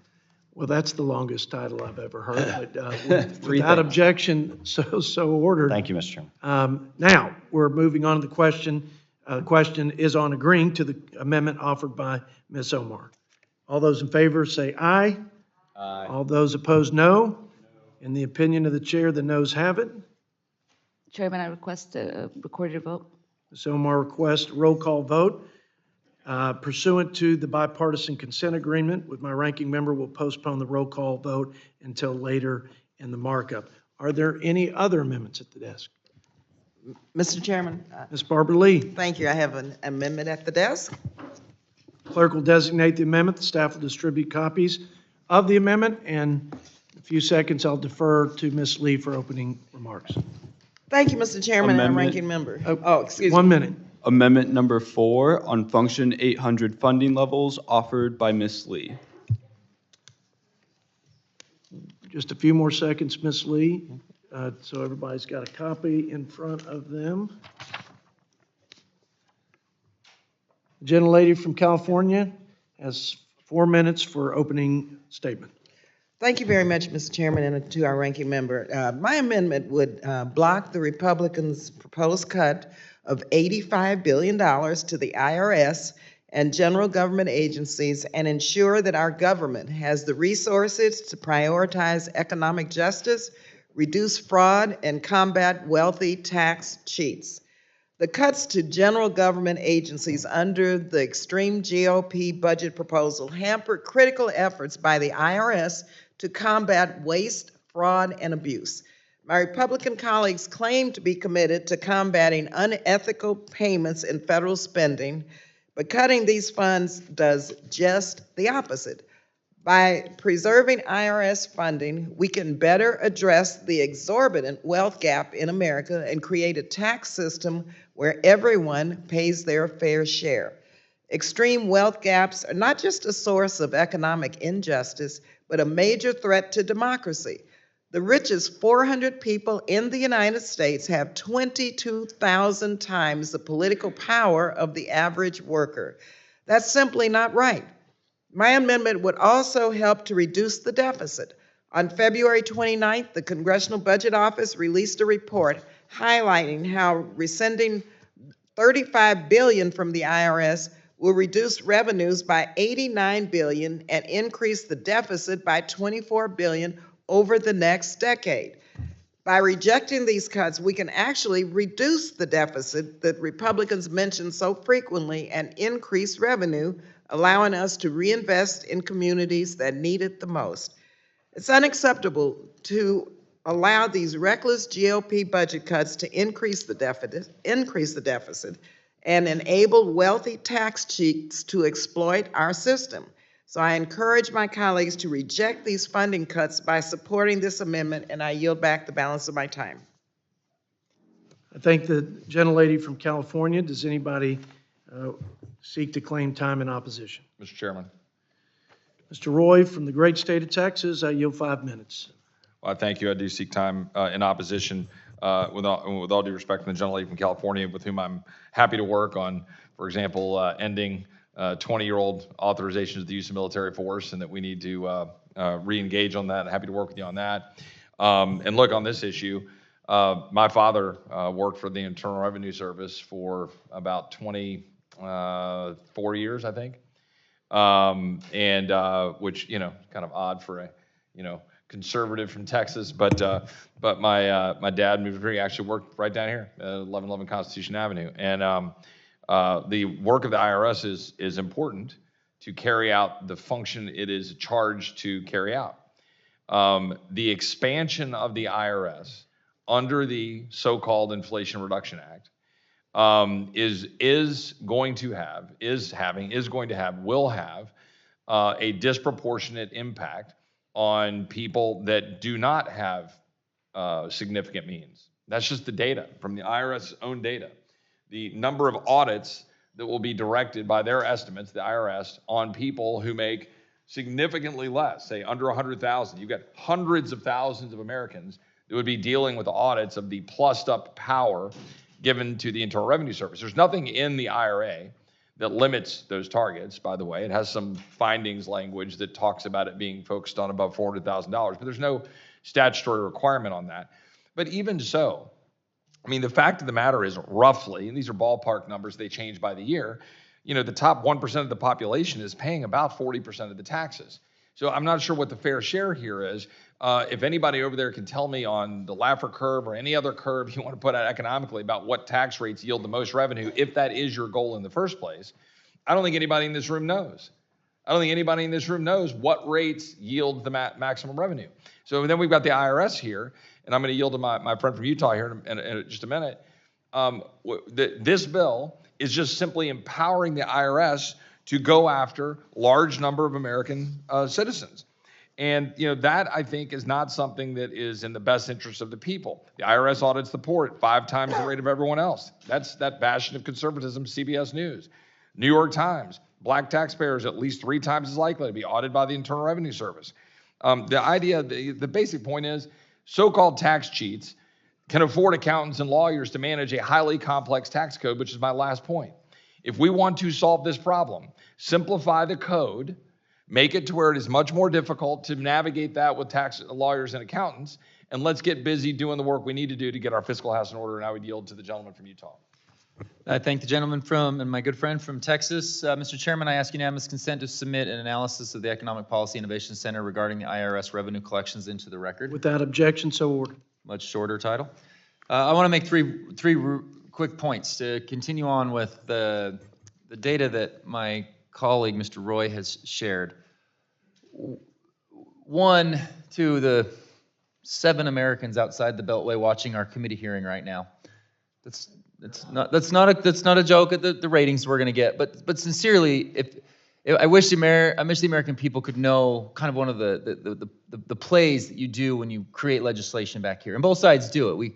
We have to deal with CBO scores, and so in the Inflation Reduction Act that was passed on party line votes, Democrats needed something to be able to lessen the score of that massively expensive bill, and so they included this IRS funding, and with the plan that if we include a bunch of IRS funding, we're going to be able to grow the revenue.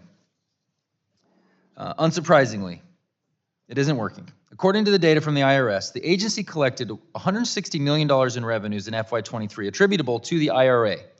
They originally expected to collect $2.9 billion. That's 5.5% of what the expectation was.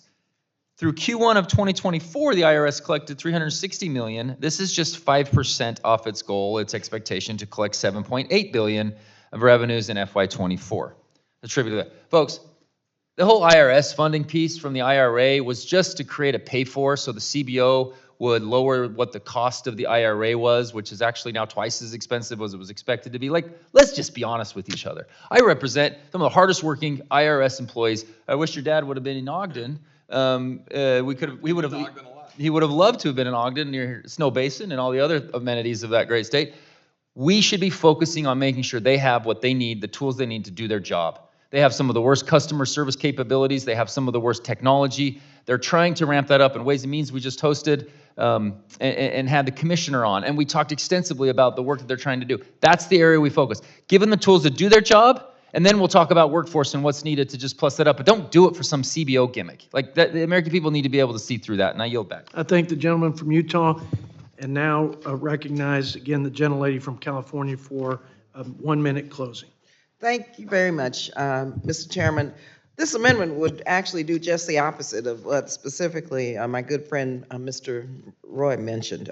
It would reject the harmful Republican cuts to the IRS and general government agencies and ensure that hardworking taxpayers are protected from extreme GOP policies.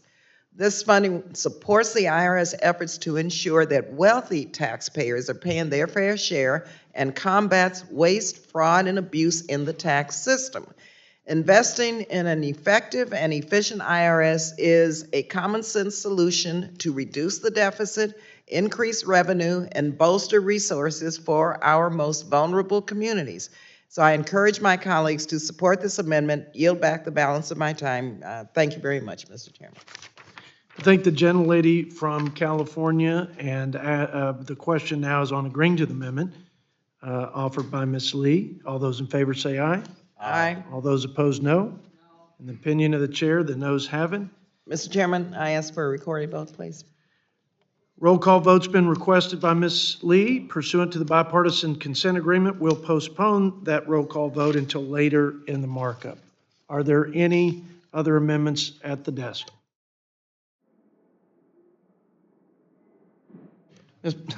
Ms. Ballant, sorry. That's all right. Thank you, Mr. Chair. I do have an amendment at the desk. The gentlelady has an amendment, and I'd ask the clerk to, what do I ask the clerk to do? Let me find my notes here. Sorry. The clerk will designate the amendment. The staff will distribute copies of the amendment. In just about 30 seconds, I'll come back to you for opening remarks. Amendment number 9, being considered fifth on climate change, offered by Ms. Ballant. Ms. Ballant, I now yield 4 minutes for your opening remarks. Give you the 1 minute of the last word. Thank you. We in Congress have a critical role to play in combating climate change and in investing in clean energy. And climate change is real, and it's caused by human actions. And it's imperative that we act and act strongly to address the crisis. We're seeing storms and extreme weather we haven't seen before in this country because of climate change. And last summer, Vermonters weathered extreme flooding that left many communities devastated, and we're still actually rebuilding from that catastrophe. And this winter, Vermont has seen record low snowfall amounts, and maple sugar makers are starting the tapping season the earliest ever. So we see in Vermont, up close, how climate change threatens the crop yields, the infrastructure, water and energy supplies, human health, and creates looming disaster assistance needs. It also threatens our economy. There's no question. In 2021 and 2022, the United States had 35 separate billion-dollar extreme weather and climate-related disaster events, costing more than $180 billion in direct economic losses. Congressional Democrats and President Biden have tackled this issue head-on. Last Congress, the Inflation Reduction Act made the greatest federal investment in history to fight climate change. It invested nearly $400 billion in climate solutions and clean technologies to deliver the single greatest investment in combating the climate crisis in American history. It also lowers costs for American families, creating jobs here at home, advancing climate justice, and positioning the United States as the global leader in clean energy. What we're dealing with today are Republican policies that consistently put polluters over people and jeopardize our family and our planet's futures. Republicans' H.R. 1, their number one priority this Congress, is a massive giveaway to corporate polluters. It guts our bedrock environmental laws and jeopardizes clean air and safe drinking water.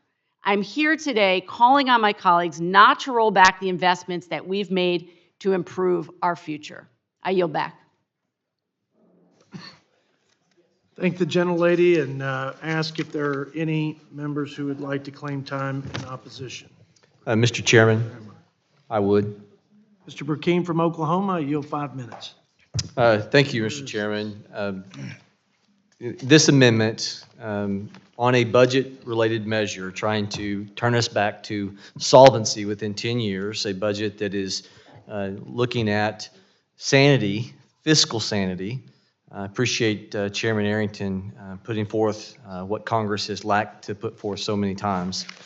But yet we have this amendment that would strike Section 415, and instead of a focus on deregulation, it seeks to expand federal efforts to fight climate change within our budget resolution and build upon the IRA. Overregulation has consistently hurt small businesses. It has strangled the growth capacity in our nation. It is the catalytic converter that's choking out the opportunity for our roaring engine, our economy, to produce what it needs to have the kind of enhancement to our GDP, in addition to cutting spending. According to the American Action Forum, since President Biden took office, his administration has published 792 final rules at a cost of $451 billion, $500 billion just by him bringing about more regulation. We are a country of regulation without representation, where unelected bureaucrats continue sitting in cubicles and enforcing their ideology upon the American people. $450 billion, this president alone, $500 billion in regulatory enhancements that's borne by the average family. And we have 400 agencies and sub-agencies staffed by these unelected bureaucrats who put forth these new regulations on the backs of our nation. This problem continues to get worse under President Biden. He spent $1.5 trillion through various decisions of using his executive action. Think of the student loan bailout. Think of the what he's done on enhancing food stamps. All absent Article 1, Section 1 that says all legislative powers be vested in the Congress. It's absent the rule of law. The burden of his expansion of government regulatory regimes is borne by small businesses, innovators, and yes, American families. This amendment seeks to replace deregulation section of our budget policy to encourage more spending on Green New Deal policies. The Inflation Reduction Act included billions of taxpayer dollars dedicated to these progressive climate provisions that President Biden and the Democrats put in place several years ago. This amendment seeks to enhance upon that. Already, we have $27 billion going to the EPA that was enhanced just 2 and 3 years ago. $3 billion for climate block grants. $3.4 billion to convert federal buildings of the GSA into climate-friendly status. $2 billion to incentivize construction materials that are more climate-friendly. $3 billion for air pollution at U.S. ports. $1.5 billion for tree planting. Anybody know we have a $34 trillion gross national debt? $1 billion to force clean, heavy-duty vehicles forced upon the American people who can barely afford the vehicles on the road now. $3 billion for U.S. Postal Service, which is billions of dollars in debt for new electric vehicles at the displacement of affordable fossil fuel-powered engines. In the days and weeks following a flood or a wildfire, you'll constantly hear people talk about, they blame that on climate change. Even in this amendment, it references in line 2 that there are rising sea levels and warming oceans, and it says that the United Nations Climate Change Panel says that these human activities are provoking all of this. Well, I would encourage my colleagues to take a look at something I commend Representative Gary Palmer from Alabama has put together in the policy booklet. Go through and actually look at what the UN panel on climate change actually says.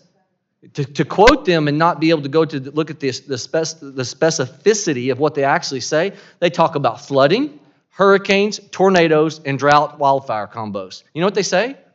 They said that there's no causation and effect in the United States for those things on climate change. Yet every media outlet and every talking point up here that wants to advance the Church of Nature ideology always contends the opposite of what the UN themselves and their own panel actually says. It's pretty astounding. So, look, it goes without saying, many of us are opposed to this. I encourage a no vote on this amendment. We are already fundamentally struggling with regulations. The Mercatus Center study says if we just go back to the 1980 level of regulations, there would be a $4 trillion bump to our gross domestic product. And yet this amendment seeks to add more regulations. Mr. Chairman, I would seek unanimous consent to enter the record an article titled Tax Foundation Scott Hodge Monetizing Clean Energy Tax Credits Create a Sham for Bad Policy. And then Cato Institute's document comparing the cost of IRA energy tax credits to expensing. And with that, I'd yield, Mr. Chairman. Without objection, so ordered. The gentleman's time has expired. Ms. Ballant, you have at least 1 minute. I'll give you some change there, too, to make your closing comments. Appreciate that. Mr. Chair, I agree with my colleague that we do need fiscal sanity. Absolutely. And it's utter insanity not to deal with the climate emergency. You also spoke, my colleague also spoke about small businesses.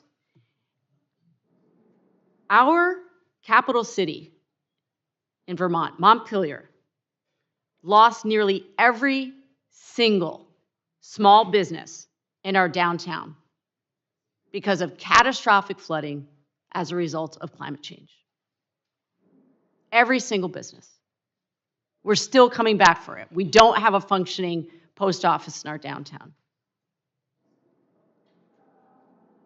For Vermonters and rural communities across the country, climate change is here and it's having a catastrophic effect. It's not just a threat to our small businesses, but also our agricultural industry, our natural resources, our very livelihoods.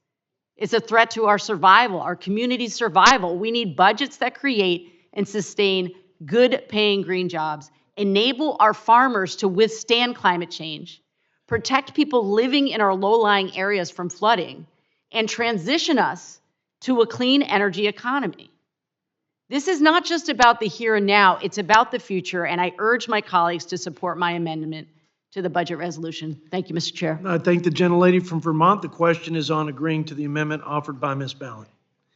All those in favor say aye. Aye. All those opposed, no. In the opinion of the chair, the noes have it. Mr. Chair, I ask for a recorded vote. Ms. Ballant asked for a recorded vote pursuant to our unanimous consent, our being me and the ranking member.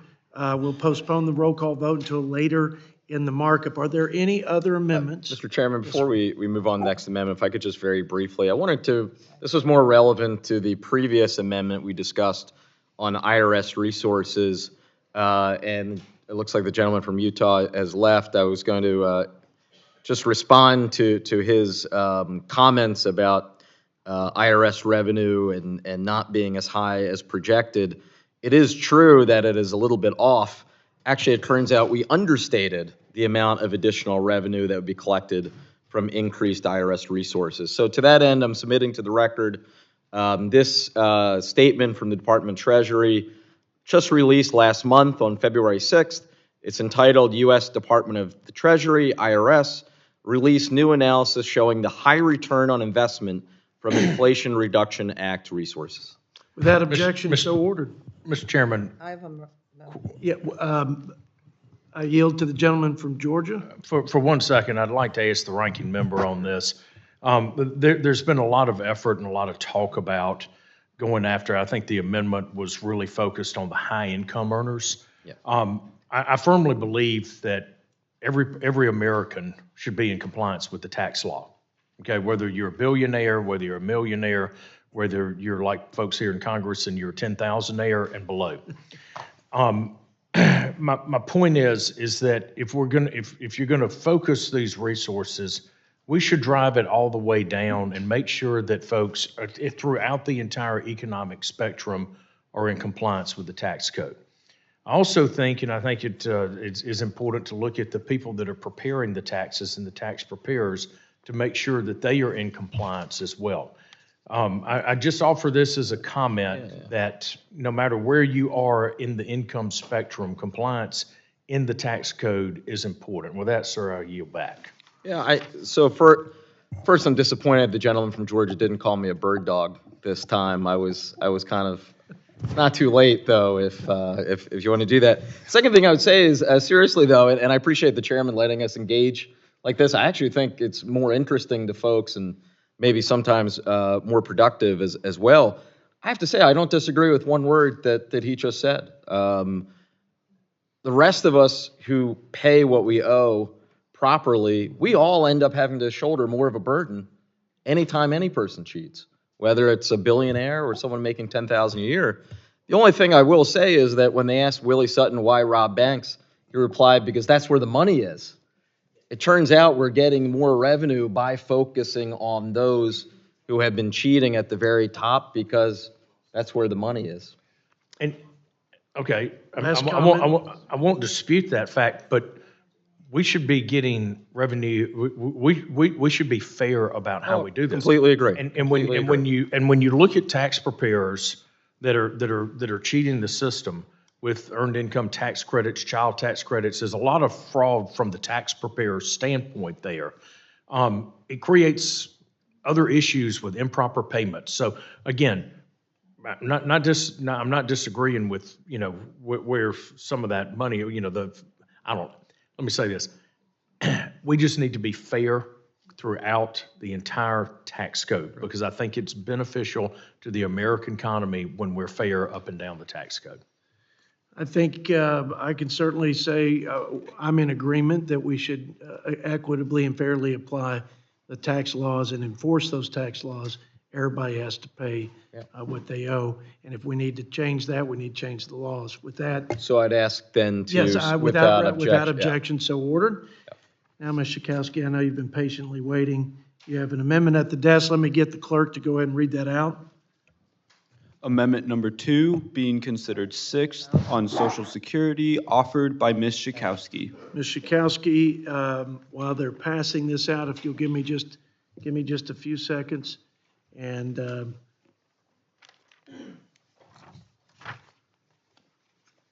I yield 4 minutes to the gentlelady from Illinois for 4 minutes, and then we'll debate, and you'll get a 1 minute closer. Thank you, Mr. Chairman. I don't think it'll surprise anybody that I wanted to discuss an amendment that has to do with Social Security. There are 70 million Americans that are on Social Security right now, and many of them depend on Social Security for most of their income. That's about 70% of those 7 million recipients rely on Social Security for most of their income, and I know that in every single congressional district, people are happy to get that Social Security check. I think it's really important to understand how much people pay into Social Security. This is not a gift to people. This is an earned benefit. With every single paycheck, workers pay into Social Security. And at the end of the day, they expect to get it back. In 2023, the average American paid a maximum of paid into Social Security, but many people do get away with not paying very much. The maximum that I'm missing this. Where is that? 22,000. The maximum. Sorry, 168,000. 168,000 is the maximum that is paid. That people pay into Social Security. And after that, people who make more money don't have to pay any additional into Social Security. And so, and the average benefit that people get is very little, about $23,000 a year is the Social Security benefit. And if you're a woman, it's about $2,000 less than that.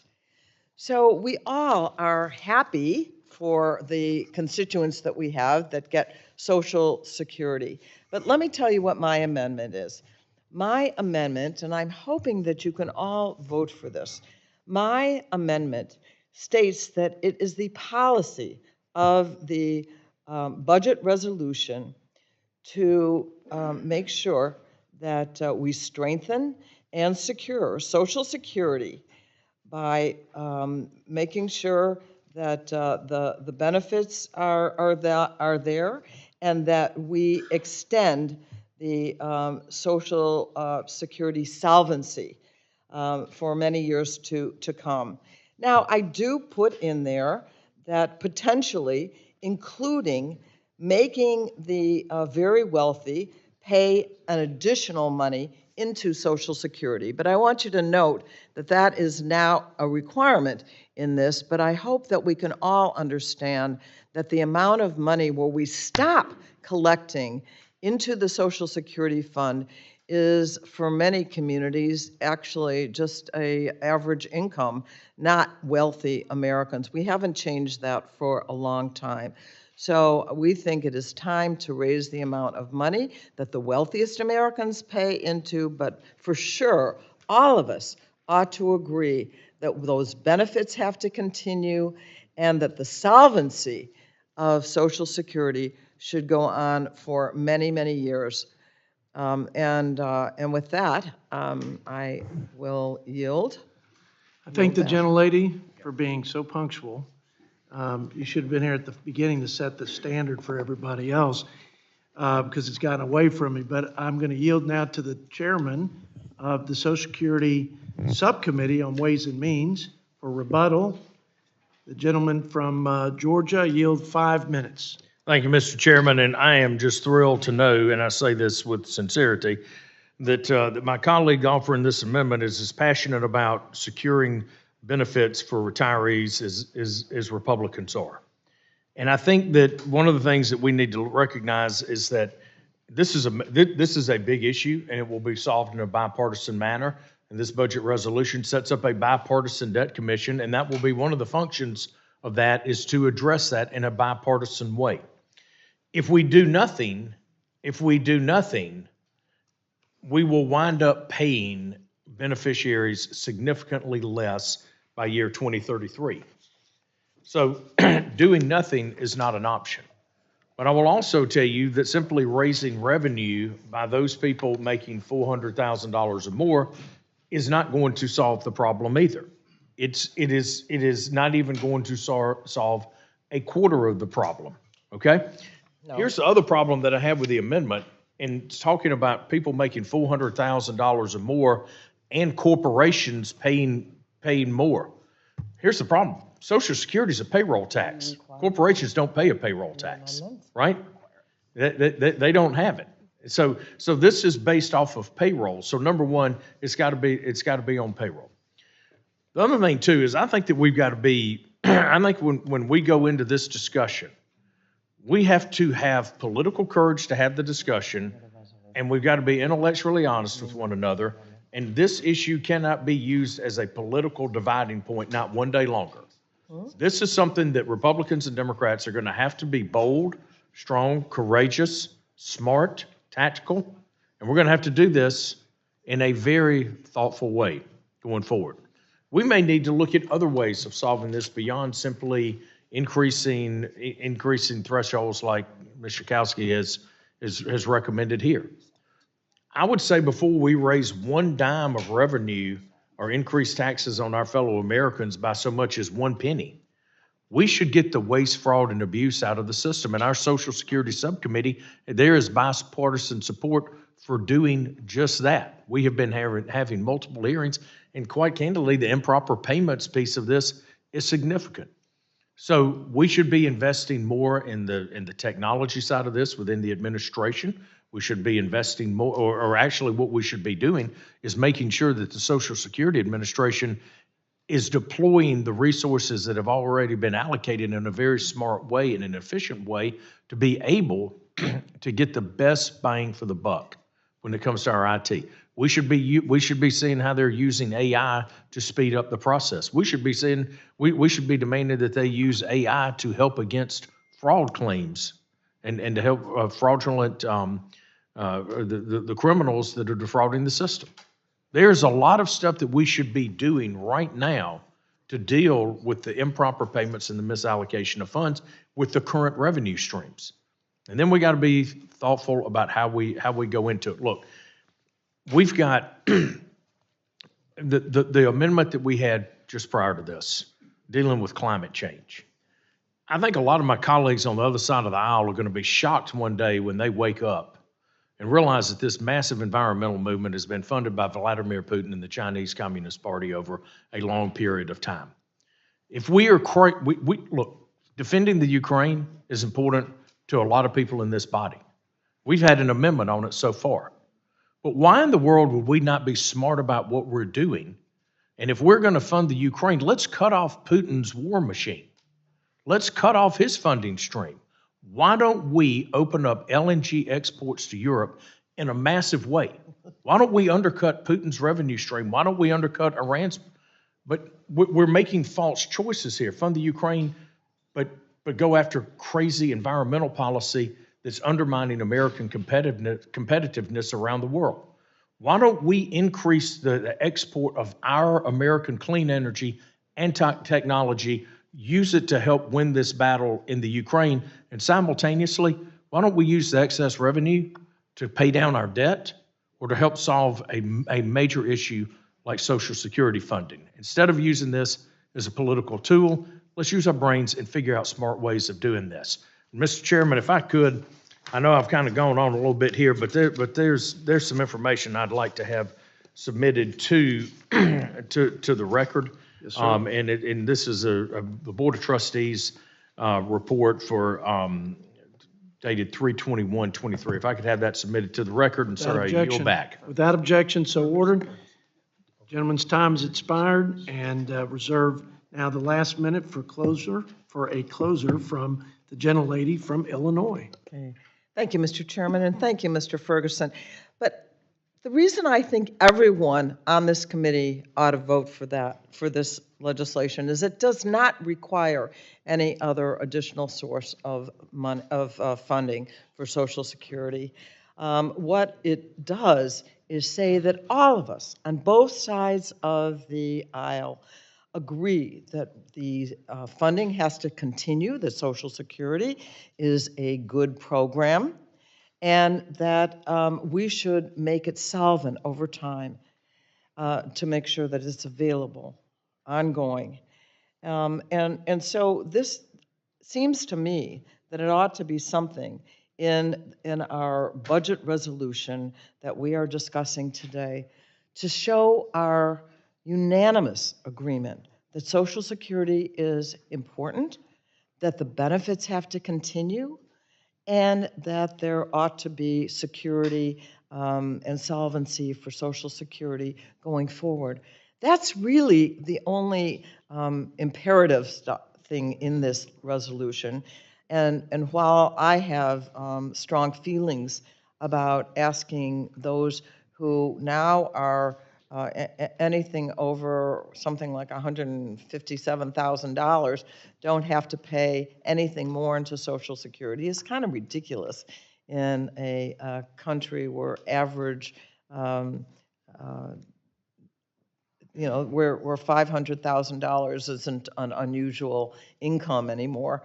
So I would like us to just say yes to Social Security, yes to the solvency of the program, and then we will certainly have many other discussions about how we make that happen. So I hope you notice that this does not require any particular addition of funding. I think the gentlelady from Illinois, as a point of privilege, I'd like to say, in the Reverse the Curse budget resolution, we make note that we share your sentiment, that we want to strengthen and save these important safety nets, programs for our seniors, the earned benefits that they paid into it. The problem is, in the next 10 years, as you know, they both will be insolvent. And if we do nothing, there'll be a 24% cut, I think, across the board for our fellow Americans who happen to be seniors and beneficiaries. We believe that getting this discussion in the context of a bipartisan commission is the most productive way to come out with a consensus solution that will put our seniors and the American people first, like Ronald Reagan and Tip O'Neill did. And I think that's the vision that makes the most sense. But I share your sentiment, and I appreciate the amendment. Yes. And but the question, your question is on the table now, and the question is on agreeing to Ms. Schakowsky's amendment. All those in favor say aye. Aye. All those opposed, no. In the opinion of the chair, the noes have it. A roll call vote may be requested. I would like to request a roll call vote. Ms. Schakowsky, pursuant to my consent agreement with the ranking member, we're going to postpone that roll call vote until later in the markup.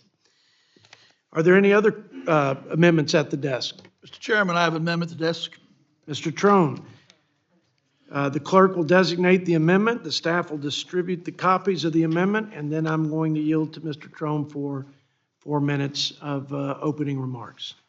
Amendment number 8, being considered 7th on prescription drug costs, offered by Mr. Trone. I yield 4 minutes to the gentleman from Maryland. Thank you, Mr. Chairman. For far too long, Americans have paid more for their prescription drugs than citizens in any other major economy in the world. For far too long, prescription drug prices have driven up prices in pursuit of record corporate profits, forcing many Americans to choose between health care or feeding their families. But now, thanks to the Inflation Reduction Act, Democrats passed into law last December, which I hate to mention, no Republicans voted for in the House or the Senate, the affordability of marketplace health care has increased. The cost of insulin is capped at $35 a month for Medicare enrollees. And for the first time in history, Medicare can directly negotiate the price of covered prescription drugs to combat Big Pharma's price gouging, saving money for patients and taxpayers. Huge win, a huge win for Americans. In my home state of Maryland, the $35 monthly insulin cap has lowered the cost of out-of-pocket for over 21,000 Marylanders. Monthly marketplace premiums have been reduced by hundreds of thousands of dollars for roughly 153,000 Marylanders. Free vaccines have benefited 55,000 Marylanders. And Medicare Part D reforms will save residents nearly $111 million in 2025. These savings are changing lives for the better in our communities all over the country. And so for these reasons, we must protect the vital provisions under the Inflation Reduction Act and reject efforts to weaken this transformative law. That's why I urge my colleague to support my lower prescription drug cost amendment.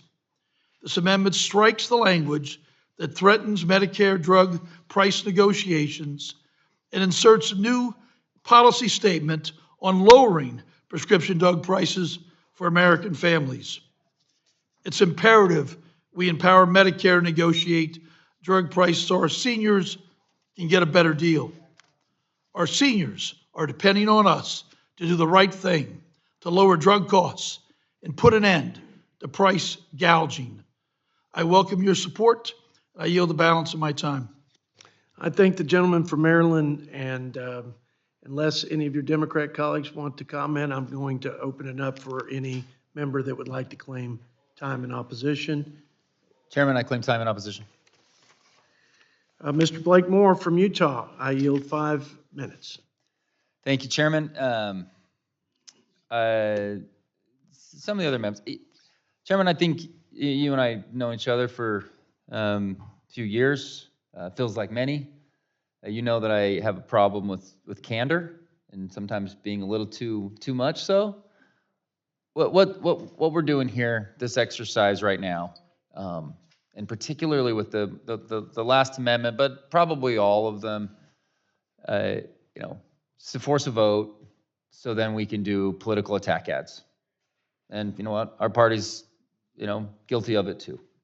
If we truly want to deal with the last one was named Protect Social Security Benefits and Solvency, let's come together. When we offered a bipartisan debt commission, and it was and there was a handful of really close, good friends of mine on the Democratic side willing to support that. I think we'll get a bunch more when we get it to the House floor. I encourage others, and to my colleague and my friend from Maryland, we've talked about a lot of those same issues. I think there's more there that we can do in a productive way than put out the amendments, force the vote, and then all of a sudden, you see some attack ads going to the more vulnerable districts. Again, sorry for being too candid on how we operate here, but we can do better. We can do better than this. Drug costs are a hugely important thing too, and so I'm going to speak to this amendment a little bit and share some. And I also another game that's played back in Washington is when the majority creates a bill, then the minority will usually come up with a counter name to it. They're usually pretty funny. There is one that I did end up liking a lot. I don't overly use them, but when the Inflation Reduction came out, we came up with the same sort of name-calling bill in response of Innovation Reduction Act. And while those are gimmicky, I will admit, I do want to hit the point of when we go after these big government price controls, we are limiting the ability for the industry to create more cures. There's one particular really strong piece of information that I wanted to share. I'm just going to read it. The CBO has acknowledged that innovative new drugs hold the power to significantly reduce health spending, particularly by addressing chronic diseases, which are a huge cost to the U.S. healthcare system. I have toured multiple different Bio Utah and BioHive. There are these two organizations in my home state that are heavily focused on creating the innovation needed to be able to tackle our biggest health issues. Drugs that are related to, some of the most costly issues, from obesity to diabetes to heart failure. These are the things that are driving up our costs significantly. A good friend, on the Ways and Means Committee with me, Mr. Schweikert from Arizona, he says it better than anybody. Everything we're doing in healthcare-related policy right now is having just another group finance it. And that's what I view the Innovation Reduction Act to have done, was, okay, so we're gonna cap this, and then we're gonna force another group to pay. Nobody is actually solving true healthcare costs. And what I believe this amendment will do, what we're trying to do in the healthcare world is add transparency, add competition, things that drive every other market that we exist in, that we, in bipartisan agreement, agree is necessary for the private market to exist. But for some reason, healthcare is like, we can't provide patient choice. We can't provide that transparency. So a patient, an outpatient, not even talking when you're in an emergency, can choose, oh, that x-ray is X dollars, this x-ray is Y dollars. I should be able to choose this provider over this thing. We just want to create that and actually lower healthcare costs. What we're doing here arbitrarily limits our ability to go after cures and to go after true healthcare expenditures. You've seen the, what point? An analysis from the nonpartisan Congressional Budget Office concluded that the IRA will lead to fewer medicines reaching patients. Independent analysis from leading economists, including from the University of Chicago, has forecasted the IRA will lead to over 100 fewer cures and therapies reaching patients. And as my time expires here, I want to make sure that I request unanimous consent. The point is, we need to go after cures. American innovation leads the charge here. And we need to maintain that is what we have here in the U.S. Chairman, I ask unanimous consent to submit a letter from CBO to Senator Whitehouse acknowledging innovation prescription drugs that have reduced federal health care spending into the record. Without objection, so ordered. Thank you, and I yield back. Time has expired, and we will yield now a minute to our friend from Maryland for closing comments. It will take a magic minute if you want and be a little generous. Oh, that'd be great, Mr. Chairman. I just would respond to my colleague that thank God he's not running my business. Thank God. Because he likes the idea of having not be able to negotiate for anything he buys. Everything he buys, he's happy to have the price from the supplier, big pharma, just give him the price and accept it and say, that's all good. How good is that? Well, that's not good. Big pharma makes more as a percentage of sales than even the software companies do. Big pharma is gouging Americans.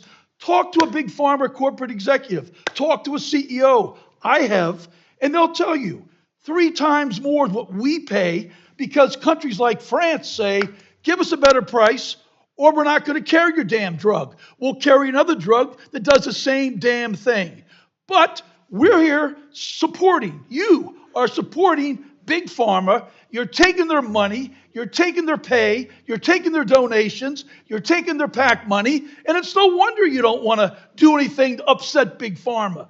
That's all you are, a tool of big pharma, and it's ridiculous, and we're tired of it. So get with the program and support the American consumers. Thank you. I thank the gentleman from Maryland, and now the question is on agreeing to his amendment. All those in favor say aye. Aye. All those opposed, no. No. In the opinion of the chair, the noes have it. Yes, sir. The roll call vote is requested, but pursuant to the consent agreement, we'll just postpone that roll call vote until the end of the markup. Are there any other amendments at the desk? Ms. Sheila Jackson Lee from the great state of Texas. Clerk, will you designate the amendment while the staff distributes copies? Amendment number 6, being considered 8th on Medicaid, offered by Ms. Jackson Lee.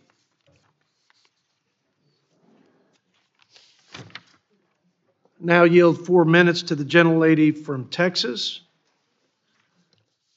I thank the chairman. And I was hoping to hear a resounding voice from the other side saying I claim the time in support, because I don't and cannot imagine anyone that has seen the positive impact of Medicare, Medicaid, and Social Security, from FDR with Social Security to Lyndon Baines Johnson with Medicare and Medicaid, would in any way reject the Jackson Lee Amendment, which is to restore the support and to eliminate the deep cuts to Medicaid, to increase budget authority and outlays for Function 550 by the following amounts in billions of dollars to reject the deep cuts of Medicaid.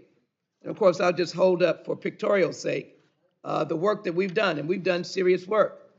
And we strike Section 409 of the Chairman's Mark, and we make the changes that are necessary. But the resolution maintains Medicaid funding on the current law level. The resolution rejects any policy to convert federal funding of Medicaid to a block grant or per capita cap, or impose restrictive conditions on Medicaid eligibility and benefits. All that does is slash the very heart out of a lifeline that so many families need. There are families of disabled children. There are families of disabled adults. There are families who have no other source of health care than Medicaid, and that will be taken away from them. I ask any of you to walk through your districts, get away from the high-price locations, and walk in the lower ebb grocery stores, or some of your public schools, or some of the neighborhoods that don't look as attractive.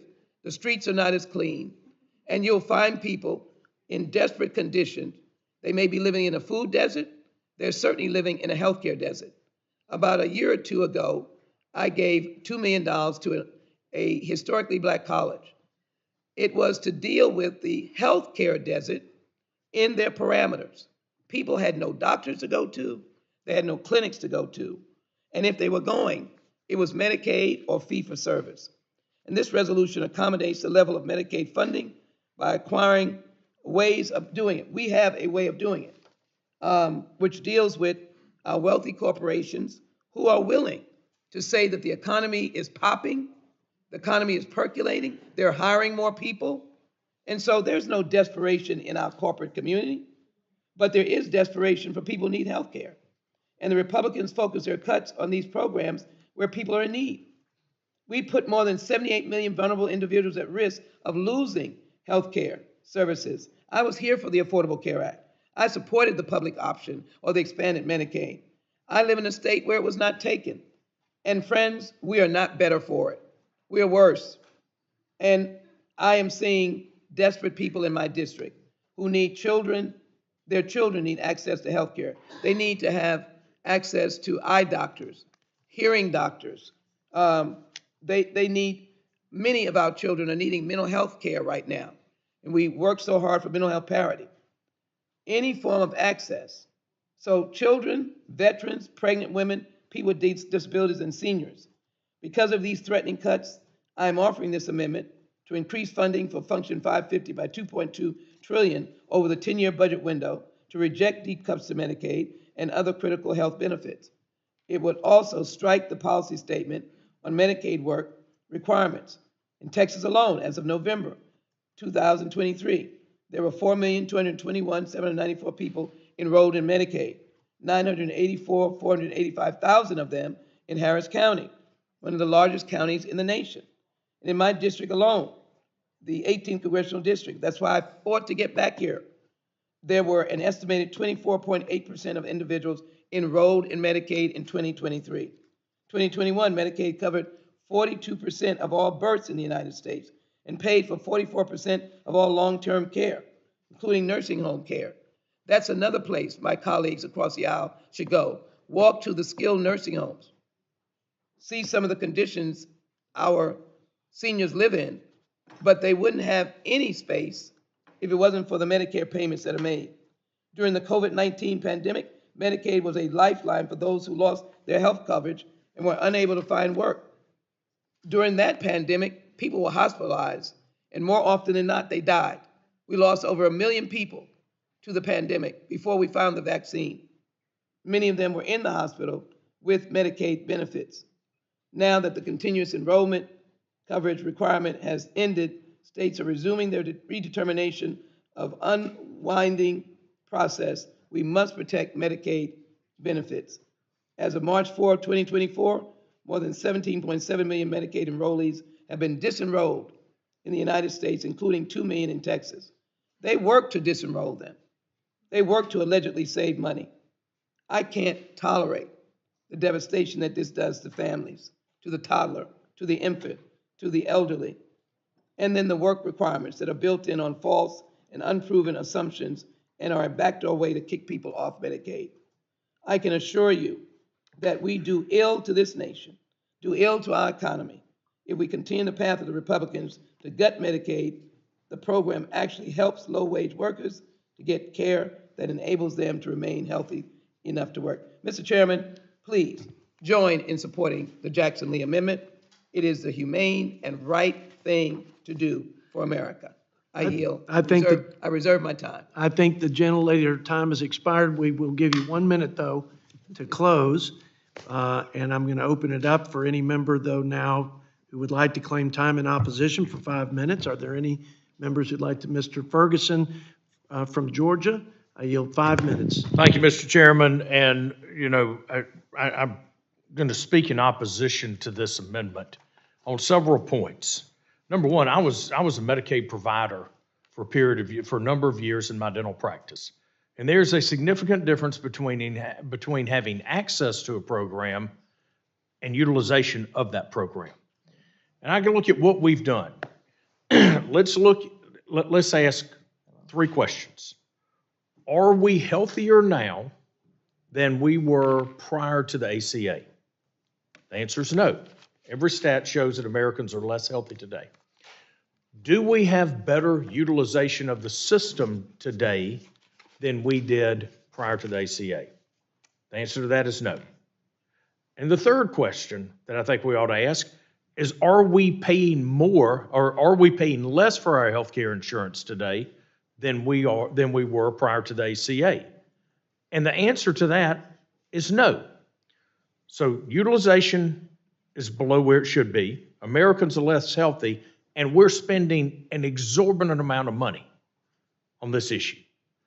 And so to say that we just need to do more of the same is going to push Medicaid to grow in an unsustainable way. We aren't doing anything to go after the improper payments and the waste, fraud, and abuse that is happening in this particular space. So let's be real about this. Since the implementation of the ACA that my colleague from Texas just bragged about, Americans are less healthy, utilization is down, and costs are through the roof. And on that cost piece, I would be remiss if I did not take just a second and respond to the gentleman from Maryland's tirade that he threw in the last amendment. That sounded more like a Senate speech than a serious member of Congress trying to solve an actual problem. And for him to go after another member here, I just thought was beneath what the hard work that you and the ranking member have done to build real conversation here. That was unfortunate, and I feel sorry for him for doing that. Because look, at the end of the day,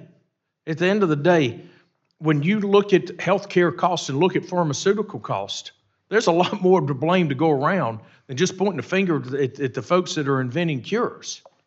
Think about the administrative costs, both in the Medicaid program and in the ACA and private health insurance. Think of the growth of the administrative cost. We are paying providers less across the board, and we're paying administrators more. There is nothing worse than being in a healthcare practice where you have to constantly add staff to push paperwork instead of actually caring for patients.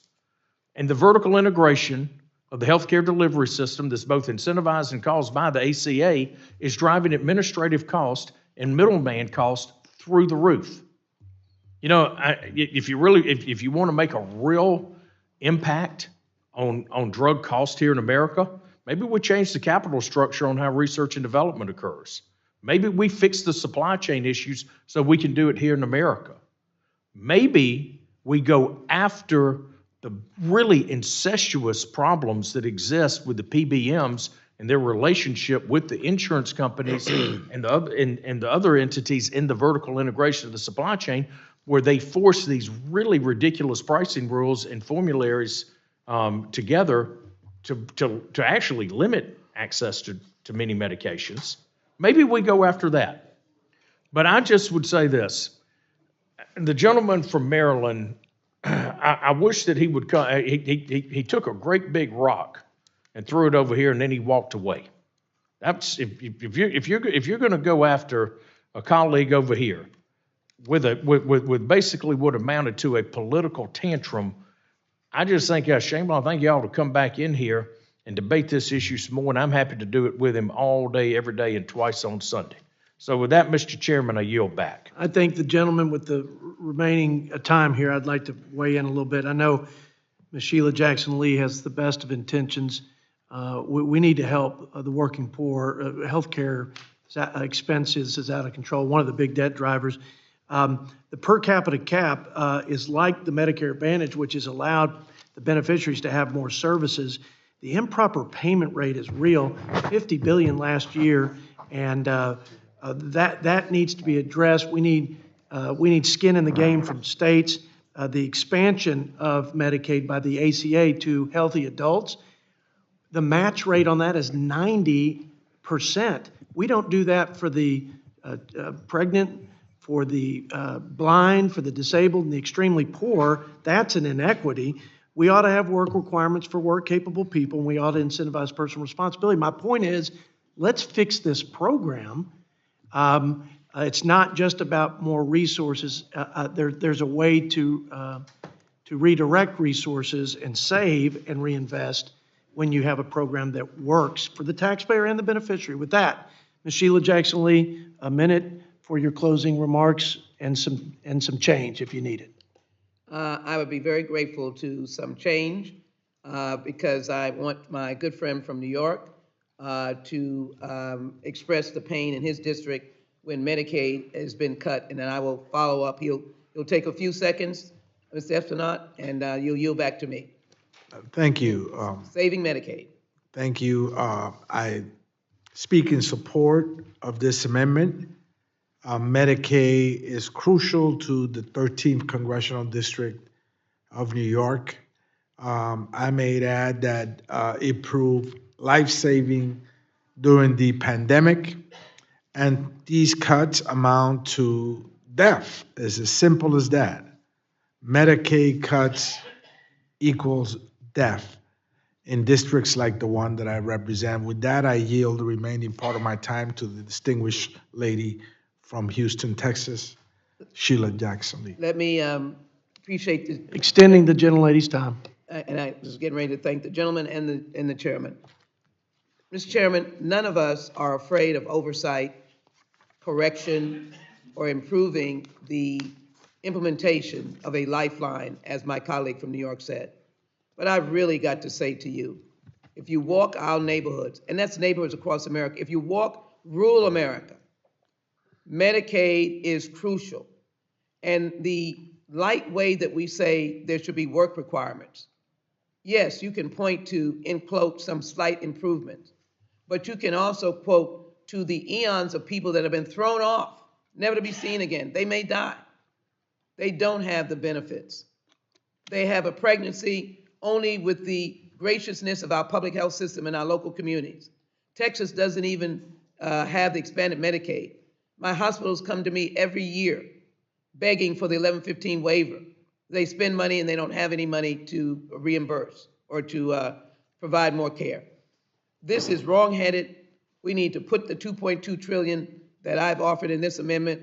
We need to save Medicaid. We need to save lives, and we need to come from birth to one's demise. But don't kill them because they don't have health care through Medicaid, and that you require some catastrophic work requirements that are only going to make them sicker, make their families poorer, and literally cost their life.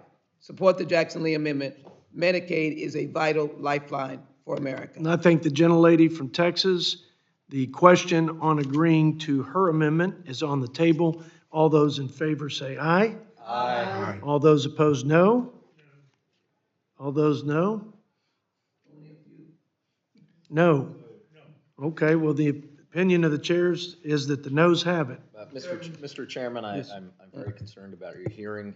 You're still such a young man. But I believe, well, I'll yield to Ms. Jackson Lee. I will admit that wasn't the loudest and proudest no. You must have been very convincing and compelling, and I'm not surprised because you're a Texan. But the opinion of the chair, the noes have it. Would you like a recorded vote? I would. I thought we had it, but I'd like a recorded vote. Well, we will find out later because we just agreed on a consent basis that we're going to roll these to the end of the hearing. So thank you, Ms. Lee. Thank you. Are there any other amendments at the desk? I have an amendment at the desk. Mr. Espaillat. Thank you, Mr. Chairman. Let me, if you would, please, sorry, Mr. Espaillat, the clerk will read this out. I'm sorry, I'll come back to you. We'll distribute the amendment. Just gives about 10 seconds, and then I'll yield 4 minutes to the gentleman from New York. Amendment number 11, being considered ninth on childcare, offered by Mr. Espaillat. Now yielding 4 minutes to the gentleman from New York, Mr. Espaillat. Thank you, Mr. Chairman. I'm introducing an amendment that would add a deficit-neutral reserve fund that would increase access to childcare through funding essential programs like Child Care Development Block Grant and reinstating the Child Care Stabilization Grant Program. In 2023, the average American family spent more than $700 per month on child care costs. This is a 35% spike from the average level in 2019. In my home state of New York alone, annual infant care cost is more than $15,000. And the wage of workers, who tend to be women and people of color, has historically been close to the minimum wage. As prices continue to climb, parents may make the tough decision to quit their jobs to look after their children. This is particularly important for women. This responsibility disproportionately falls on mothers, potentially undoing decades of progress of improving women's labor force participation. You've seen more and more women at the workforce, and yet access to childcare can do away with all of that. Investing in childcare means investing in our economy. It means investing in America. We must fund programs that meet the needs of our families. This should also include support for home-based providers who can provide linguistically and culturally relevant care to children of families who work untraditional work hours. Housing, Mr. Chair, and childcare continue to be a major expense for the American household. It is breaking their backs financially and driving people out of states to other places, moving out of homes to other places where there is maybe more affordable, but it continues to be a major challenge of America, the cost of housing and the cost of childcare. And so, Mr. Chairman, this amendment will help address these critical needs. There are childcare deserts throughout the country. I'm sure that in your state, Mr. Chairman, there are many places that are childcare deserts where the childcare services are just not available for working moms and working families. This amendment will address that. I'll yield back the remaining part of my time. I thank the gentleman from New York, and now ask if there are any members who'd like to claim time in opposition. Chairman. Mr. Blakemore from Utah, yield 5 minutes. Thank you. And before I forget and do it at the last minute, something I often do, I ask unanimous consent to submit a report from the American Enterprise Institute into the record.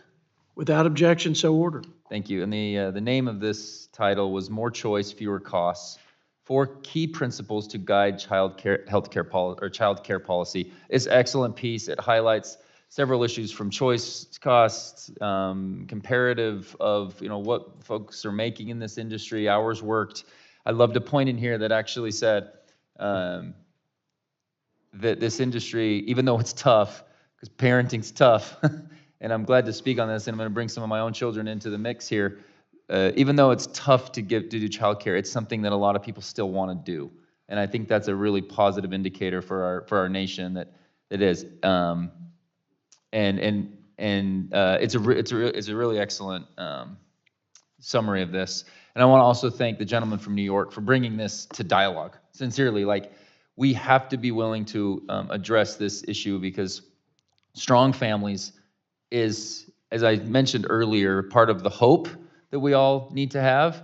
Having strong families is fundamental to us being able to thrive in our economy. Republicans care deeply about making child care more affordable. Personally, I have 4 boys, 11, 8, 8, and 2. So we're kind of in the mix of it right now. We've got a 2-year-old that's going to start some preschool next year. We've got kids in the public school system. I have a little boy who's on the autism spectrum. And we have to, didn't see that one coming, Chairman. We have to send him to a different school next year. He's not getting the support that he needs. And I keep talking to my wife about, how can we do this and everything. And he's going to be able, there's a really amazing option, all of which is handled by our public school system. And the Salt Lake City school system, our teachers, our principals have been unbelievable at making things available to him. My point is, in my little time here in the federal government, but my willingness to dig in and understand why we have so many issues and fiscal related, we create a lot of programs. And we try to do a lot because we love kids and we love making sure people have health care and we love to do all this kind of stuff. And we will never do it better than a state. That is why in the 10th Amendment of our Bill of Rights was that the federal government can't be doing too much. We need to empower that back to the states. And this is something that I'm very passionate about because I see Utah go through this and do this extremely well. We've got pilot programs going on throughout the various elements of the state, adding in pre-K to a public school system. And in my opinion, there's trouble, there's difficulties with that. There's workforce issues, there's space issues, there's a lot of problems, but they're doing programs to try to address this. And in my opinion, that is a very, very good way to help tackle this. But in addition to all the different talking points that you can do on this, we need to be able to foster choice and competition and allow for these certain free markets to apply. But the fundamental issue for me is, and I see us do it so much, we try, we care, we want to establish a whole bunch of government programs, then they get lumped into mandatory spending, and then they get left there, and we never vote on them again. We never have the ability to reform them. We never have the ability, in even a bipartisan way, to go and address this until it gets so dire that we have to propose a bipartisan fiscal commission to try to deal with some of these major programs that we do. So my point on this is we all care about children, and we know that child care costs are very difficult. We're experiencing it ourselves. But we have to be able to enable the states and our local communities to deal with this better. And if we try to do too much, I know this will get lumped into mandatory spending, and then it becomes a massively growing pot of money that we will continue to run deficits for. And I make those points sincerely about my own experience and seeing the amazing work that is done in my local school and our school district and from our state. And I want to encourage us to embrace that as much as possible. And I'll yield back. I thank the gentleman in 9 seconds. We can't pay for the mandatory programs we have today because of the debt to borrow to pay for them. Every child under 18 owes $500,000. I know your intentions are good. I think there are better ways to do it at the local level and ways to incentivize businesses and to offer some of these benefits. But I think it's an issue, and I think we need to do it. We just got to do it the right way. But you get the last word, Mr. Espaillat. Thank you, Mr. Chairman. I appreciate my colleagues' comments. 4 boys, I feel your pain. But even though we may have differences on how to approach this locally versus the federal government, I think the federal government could be a force of good. You can't have really 2 standards. America must move together, united. You can't have opportunities in one state and denial in another. So childcare is truly a necessity. And as you see, Mr. Chairman, it's a bipartisan necessity. It's a bipartisan crisis. It's not just in blue states, it's in red states. It's not just in my district, it's in my colleague's district. And it's a necessity, and too many families do not have access to quality care.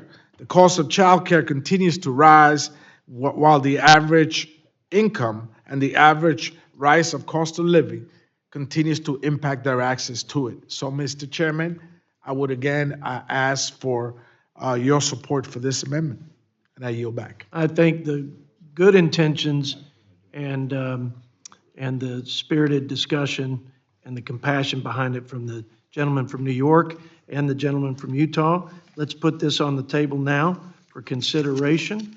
Question is on agreeing to the amendment offered by Mr. Espaillat. All those in favor say aye. Aye. Those opposed, no. In the opinion of the chair, the noes have it. I ask for a recorded vote, Mr. Chairman. Gentleman has requested a recorded vote pursuant to our consent agreement. We will postpone the roll call vote, but we'll have one. It'll be at the end of the markup. Are there any other amendments at the desk? Mr. Doggett, from the great state of Texas. Thank you very much, Mr. Chairman. You don't want to amend another Texan's budget resolution, do you? I want to achieve the objectives that you recognized yesterday in a very eloquent comments in the Ways and Means Committee. When you said that our nation's debt is a serious problem and that tax cuts don't pay for themselves. Will the gentleman yield for 1 minute? Surely. Just 1 minute. Let's go ahead and get the clerk to read this out, and then I'm going to give you 4 minutes and then a minute to close. Amendment number 5, being considered 10th on the tax reserve fund offered by Mr. Doggett. Okay, I'm going to yield 4 minutes to my friend from Texas, and then we'll have a 5-minute rebuttal. He'll close with a minute. Mr. Doggett. Well, thank you very much, Mr. Chairman. As I was saying, I thought you spoke well yesterday in the Ways and Means Committee. We might differ about how much of the problem we have now is the result of Democratic spending and how much of it is the result of Republican tax breaks. But however you deal with it, we will not solve the problems that we have in our fiscal house by spending changes alone. There have to be revenues that are added, and your comments indicating, as certainly not out of line with every Republican witness I've ever questioned over many years in the Ways and Means Committee has said the same thing, that these tax cuts don't pay for themselves. It works well at political conventions to say the contrary, and the myth is promoted, but I offer this amendment in the spirit of fiscal conservatism and the spirit of honest budgeting. This amendment ensures that we accurately and forthrightly consider the fiscal impacts of any change in the tax code. As you have it currently written in Section 302 of your resolution, you basically just kind of wink at the tax cuts. And so we can put in place here a resolution that appears to have balance, but if you ignore the giant deficit gaps that are created by unpaid for, unlimited tax breaks, then you do not have a true budget resolution. These are the kind of changes that explode the deficit and would not be counted as cost of the budgetary total. This proposed resolution, as written with this section, really permits the fiction that a budget with massive revenue cuts would somehow improve our fiscal situation instead of dig just a deeper hole as has happened in the past. I think that with this section in the bill, which I would adjust to make it deficit neutral, that you really have the kind of gimmicks that the Congress budgeting process, when it has occurred, have made really pretty worthless. And figuratively, worth less is the value of a budget that ignores this, really worth less than the value of the paper the resolution is printed on. This amendment just makes one simple but crucial change. Further tax cuts must be paid for. You can pay for them with revenue, you can pay for them with spending changes, but you can't leave them just out there hanging and ignore them. For instance, a number of my Republican colleagues are sponsors of legislation to extend the expiring Trump Republican tax cuts of 2017. The estimates that have been done of that show that it will deliver tax cuts, over $25,000 per year on average for the richest 1% of Americans, and for the poorest 20%, about an average of a $100 reduction. And all of that will come, according to the Nonpartisan Congressional Budget Office, at a tremendous cost, about $3 trillion. $3 trillion more to our deficits if there is not a way of offsetting it with revenues or spending. Without my amendment, we're headed to another budget-busting reality, just as happened in the past. I, of course, served on the Ways and Means Committee when Alan Greenspan responded to my questions and indicated the problem under President Clinton was we were paying down the budget too fast. We had a balanced budget at that time, but multiple rounds of tax cuts have created much of the problem that we have today. We need to consider that, and I would just urge, Mr. Chairman, adoption of this amendment to be consistent with your comments yesterday and to make this budget resolution consistent with what you say the objective is to really get our fiscal house in order, which I agree with you we need. I yield back. I thank the gentleman from Texas and ask if there are any members who'd like to claim time in opposition. Mr. Chairman, I'd like to claim time in opposition. Mr. Yakum from Indiana, I yield 5 minutes. Thank you, Mr. Chairman. I ask unanimous consent to submit an article from the Cato Institute entitled Research Shows Taxes Matter for Investment and Growth into the record. That objection, so ordered. This amendment would modify the reserve fund for pro-growth tax policies by requiring it to be deficit neutral. We have intentionally written into our budget resolution to allow for authorizing committees to prevent tax hikes and support pro-growth policies. I oppose this amendment because it places a leash on the Ways and Means Committee and restricts its ability to respond to the economic realities we face now and in the future, as it contemplates simplifying or improving our tax code. This amendment would introduce a requirement for deficit neutrality. However, who would determine if the tax cuts are deficit neutral? I have serious concerns about the CBO and the JCT's ability to capture an accurate cost of tax reforms, given that they underestimated tax revenues under the TCJA by $1 trillion. We do not have a revenue problem, we have a spending problem. A spending problem that has been greatly expanded by President Biden's fiscally irresponsible policies, like his endless student loan bailouts, IRS expansion, and massive government-issued subsidies for green technology. Our budget resolution supports pro-growth policies like extending the TCJA, which will spur innovation, create jobs, and foster greater economic growth. Tax policies like the Tax Relief for American Families and Workers Act that was passed out of the House last month are essential to supporting middle-class families and small businesses and achieving strong economic growth. I urge my colleagues to vote no on this amendment, and with that, I yield the balance of my time to my colleague, Mr. Edwards. Thank you.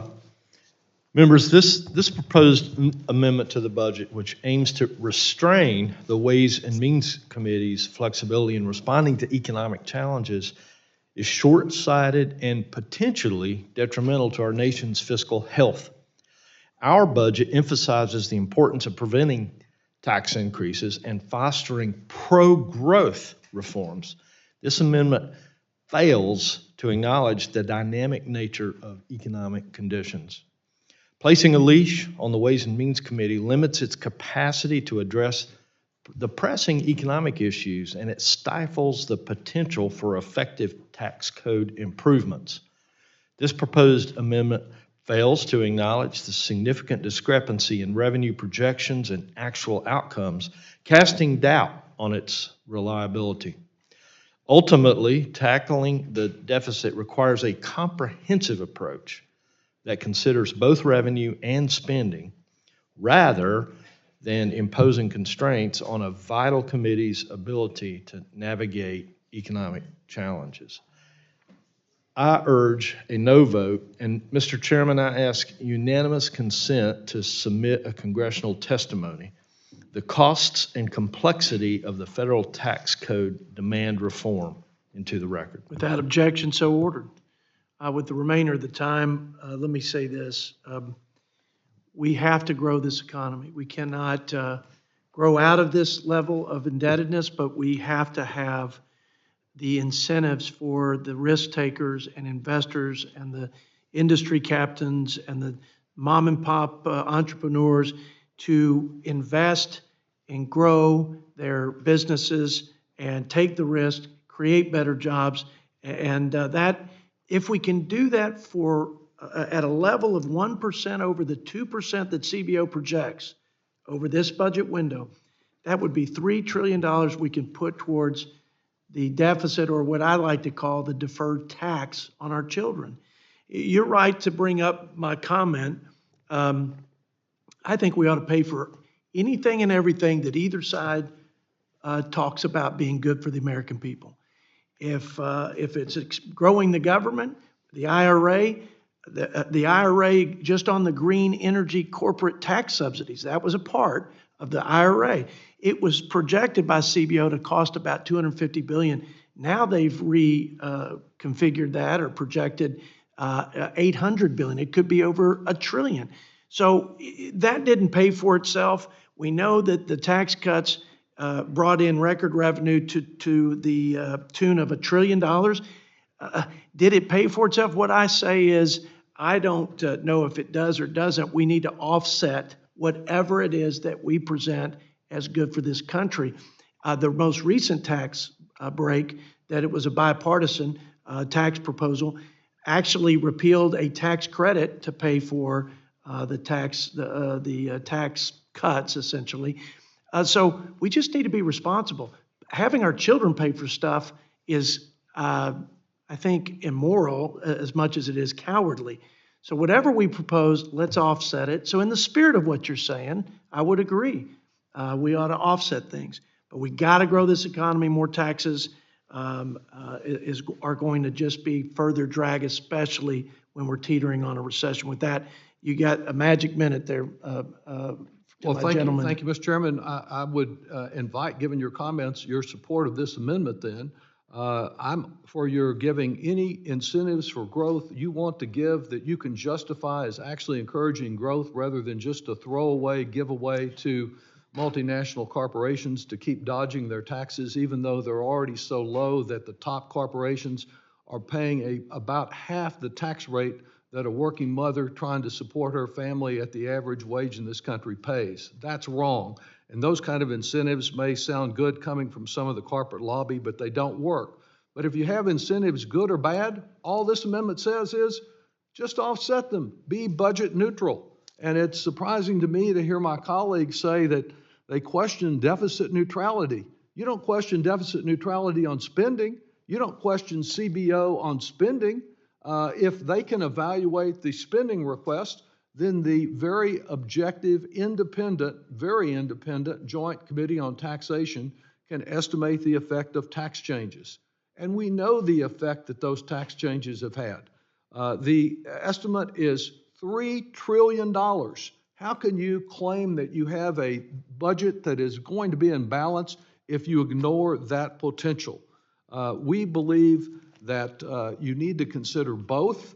We will not get to a balanced budget without doing that, and I urge adoption of the amendment. I thank the gentleman from Texas.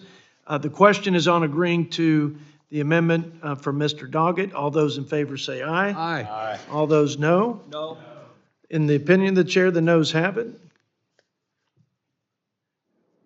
And We request the roll call vote will be rolled and postponed till later in the markup.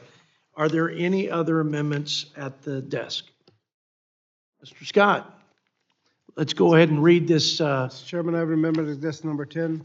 And the clerk will read that out. I'll then ask Mr. Scott to make opening remarks. Amendment number 10, being considered 11th on education, offered by Mr. Scott. Mr. Scott, I yield 4 minutes for opening remarks. Thank you, Mr. Chairman. Mr. Chairman, programs to support higher education create opportunities for students to attain more schooling, which ultimately allows them to improve their lives and increase their lifetime earnings potential and creates a more productive workforce for employers. We must not gut these programs, which are a lifeline to students and families. The federal student loan programs support millions of students in affording higher education. Income-driven repayment plans in particular have made it possible for students to affordably pay back their debt after they finish schooling. And so we have to reject any efforts to cut these programs, which will allow students to afford their loans and make other investments in their future, like buying homes. Pell Grant program in particular is critical in helping low and moderate income students access higher education. Maximum Pell Grant in 23-24 school year The maximum grant was $7,395. As the cost of college rises, low-income and minority first-generation students face even greater challenges in accessing a college education. And higher Pell Grants actually reduce the need for students to take out loans. Pell Grants are the largest source of grants for secondary education. It is an important part, along with loans and institutional aid, in helping students afford higher education. Programs supported over 6.1 million undergraduate students in 2021, helping put higher education within reach. American economy needs more students completing college, but families are struggling to cover the cost. College education expands opportunity, boosts workforce productivity, and studies have shown that a college degree dramatically increases employment and wages. This amendment is deficit neutral, fully offset by requiring wealthy corporations to pay their fair share. Thus, the wealthy to pay their fair share, for example, by raising the corporate tax rate, imposing minimum tax on billionaires so that they pay at least 25% of their full income, and closing the carried interest loophole. Mr. Chairman, I yield back the balance of my time. I thank the gentleman. Subject to the rebuttal. Okay. I thank the gentleman and now offer or ask if there are any members who would like to claim time in opposition. Mr. Grothman, I yield 5 minutes. Thank you. First of all, I'd like to submit for the record an article in the Wall Street Journal, Biden's student loan boast. And secondly, also submit a document here called the Penn-Wharton Budget Model. Estimates that President Biden's new income-driven repayment plan could cost taxpayers over $550. Without objection, so ordered. Thank you very much. Now, as far as this amendment is concerned, well, first of all, I recently on the Education Committee got to hear Claudine Gray, the president of Harvard University, and after hearing her, it's hard to imagine anybody feeling we need any more money thrown into college education in this country. But what I would like to point out is I think rather than throwing more money at the university system, it would be better to try to reduce the number of loans in the first place. It's worth taking a step back and pointing out, well, the Democrats have been working to unfairly forgive student loans.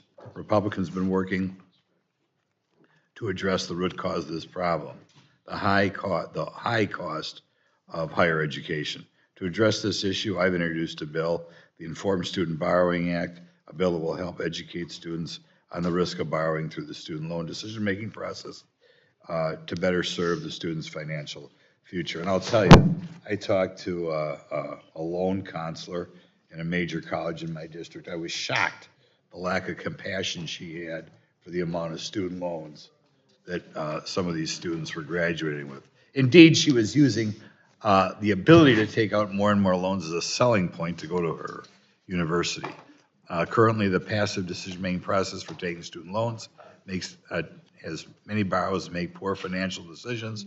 I would encourage from here on out that we address the student loan problem either by having less students go to college, and there's no question we have way too many students going to a four-year college.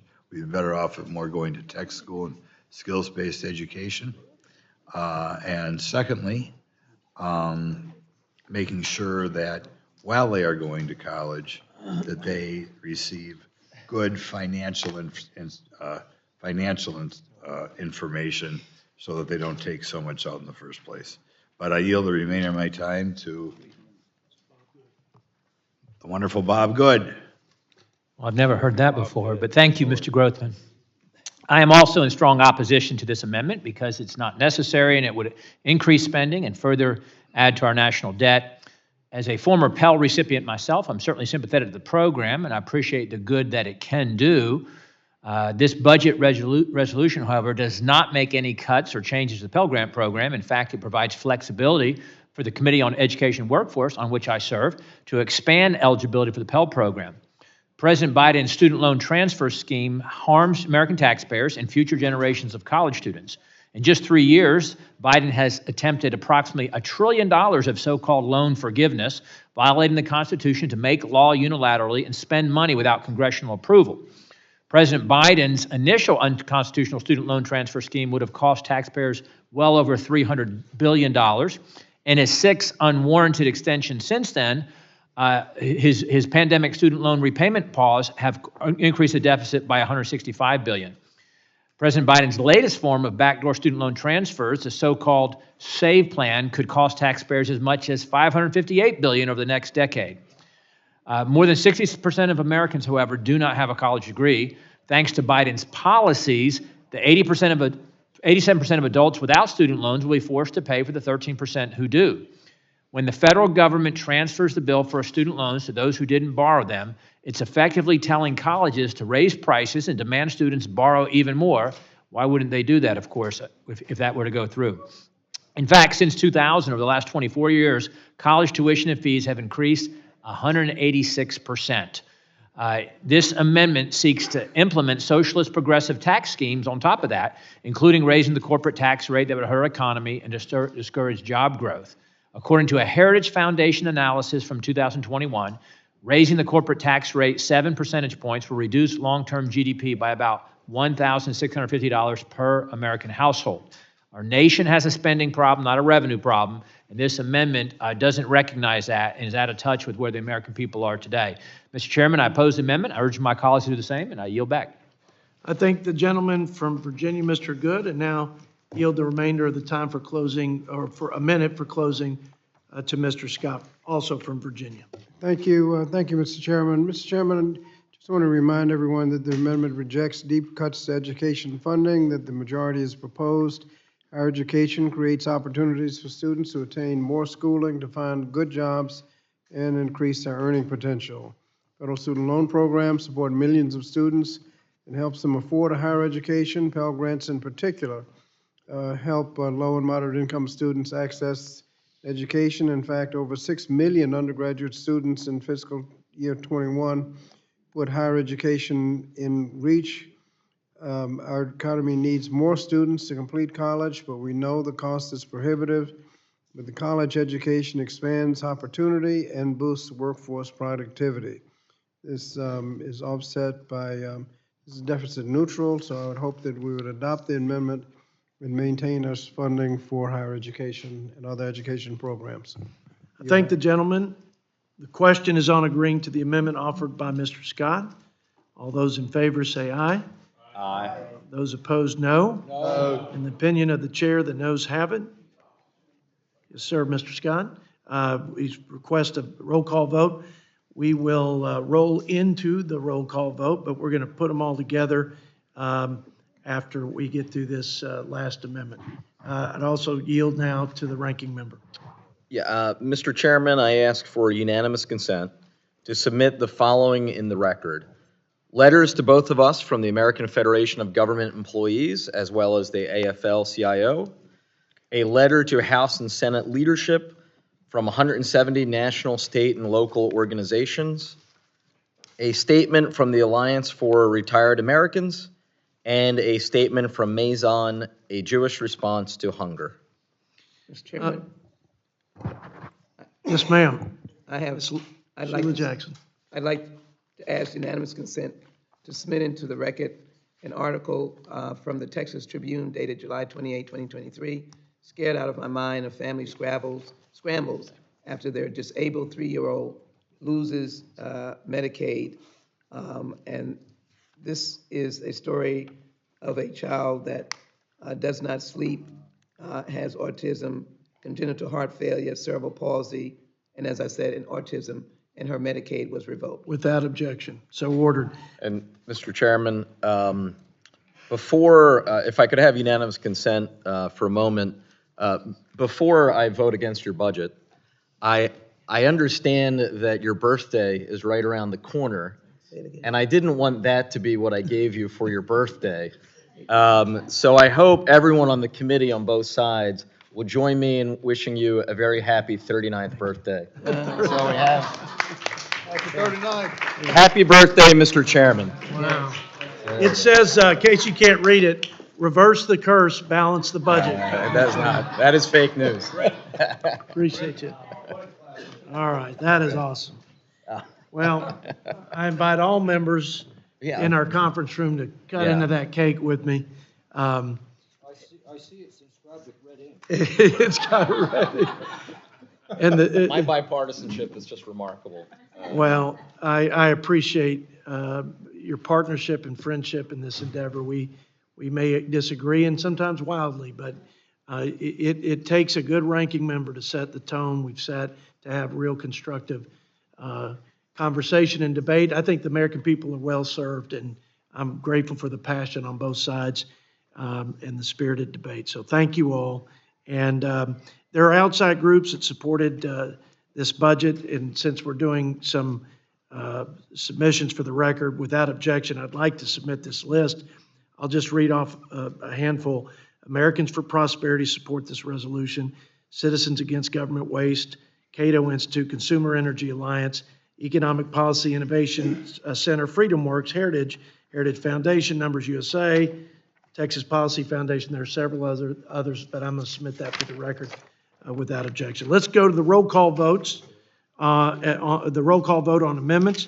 Without objection, the amendments debated by the committee earlier will have been considered in 2 en bloc votes, and all postponed votes will be voted en bloc as follows. Vote number 1, consisting of amendments 1, 4, 6, 7, and 10. Vote number 2, consisting of amendments 2, 3, 5, 8, 9, and 11. The clerk will call the roll. Mr. Norman? No. Mr. Norman? No. Mr. McClintock? No. Mr. McClintock? No. Mr. Grothman? No. Mr. Grothman? No. Mr. Smucker? No. Mr. Smucker? No. Mr. Burgess? Mr. Burgess? No. Mr. Carter? No. Mr. Carter? No. Mr. Klein? No. Mr. Klein? No. Mr. Good? Mr. Good? No. Mr. Bergman? Mr. Bergman? No. Mr. Ferguson? Mr. Ferguson? No. Mr. Roy? Mr. Roy? No. Mr. Moore? Mr. Moore? No. Mr. Valadeo? Mr. Valadeo?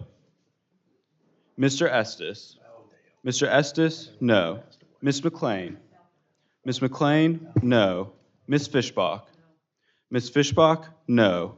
Mr. Yocum? Mr. Yocum? No. Mr. Burkeen? Mr. Burkeen? No. Mr. Edwards? Mr. Edwards? No. Mr. Boyle? Mr. Boyle? Yes. Ms. Schakowsky? Ms. Schakowsky? Yes. Mr. Blumenauer? Mr. Blumenauer? Aye. Mr. Kildee? Mr. Kildee? Aye.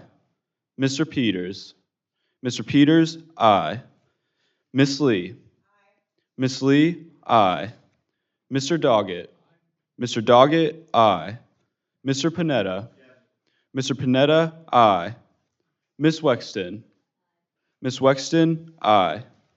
Ms. Jackson Lee? Ms. Jackson Lee? Aye. Ms. Omar? Ms. Omar? Aye. Mr. Trone? Mr. Trone? Aye. Ms. Ballant? Ms. Ballant? Aye. Mr. Scott? Mr. Scott? Aye. Mr. Espaillat? Mr. Espaillat? Aye. Mr. Chair? Chair's no. Mr. Chair? No. Are there any members who wish to vote? If not, the clerk shall report.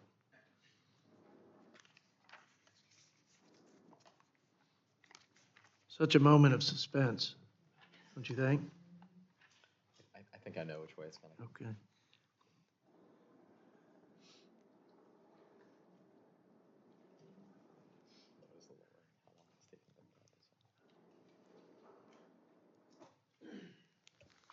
Mr. Chair, on the vote, there were 15 ayes and 19 nays. The nays have it. The amendments are not agreed to. The committee will now vote on the second en bloc set of amendments. Clerk, if you'll call the roll, please. Mr. Norman? No. Mr. Norman? No. Mr. McClintock? No. Mr. McClintock? No. Mr. Grothman? Mr. Grothman. Mr. Smucker. Mr. Smucker, no. Mr. Burgess. Mr. Burgess, no. Mr. Carter. Mr. Carter, no. Mr. Klein. Mr. Klein, no. Mr. Good. Mr. Good, no. Mr. Bergman. Mr. Bergman, no. Mr. Ferguson. Mr. Ferguson, no. Mr. Roy. Mr. Roy, no. Mr. Moore. Mr. Moore, no. Mr. Valadeo. Mr. Valadeo. Mr. Estes. Mr. Estes, no. Miss McLean. Miss McLean, no. Miss Fishbach. Miss Fishbach, no. Mr. Yocum. Mr. Yocum, no. Mr. Burkeen. Mr. Burkeen, no. Mr. Edwards. Mr. Edwards, no. Mr. Boyle. Yes. Mr. Boyle, aye. Ms. Schakowsky. Aye. Ms. Schakowsky, aye. Mr. Blumenauer. Mr. Blumenauer, aye. Mr. Kildee. Mr. Kildee, aye. Mr. Peters. Mr. Peters, aye. Miss Lee. Miss Lee, aye. Mr. Doggett. Mr. Doggett, aye. Mr. Panetta. Mr. Panetta, aye. Miss Wexton. Miss Wexton, aye. Miss Jackson Lee. Miss Jackson Lee, aye. Miss Omar. Miss Omar, aye. Mr. Trone. Mr. Trone, aye. Miss Ballant. Miss Ballant, aye. Mr. Scott. Mr. Scott, aye. Mr. Espaillat. Mr. Espaillat, aye. Mr. Chair. Chair is a nay. Mr. there any Grothman. He's a no. Mr. Grothman, no. Any members who wish to vote? If not, the clerk shall report.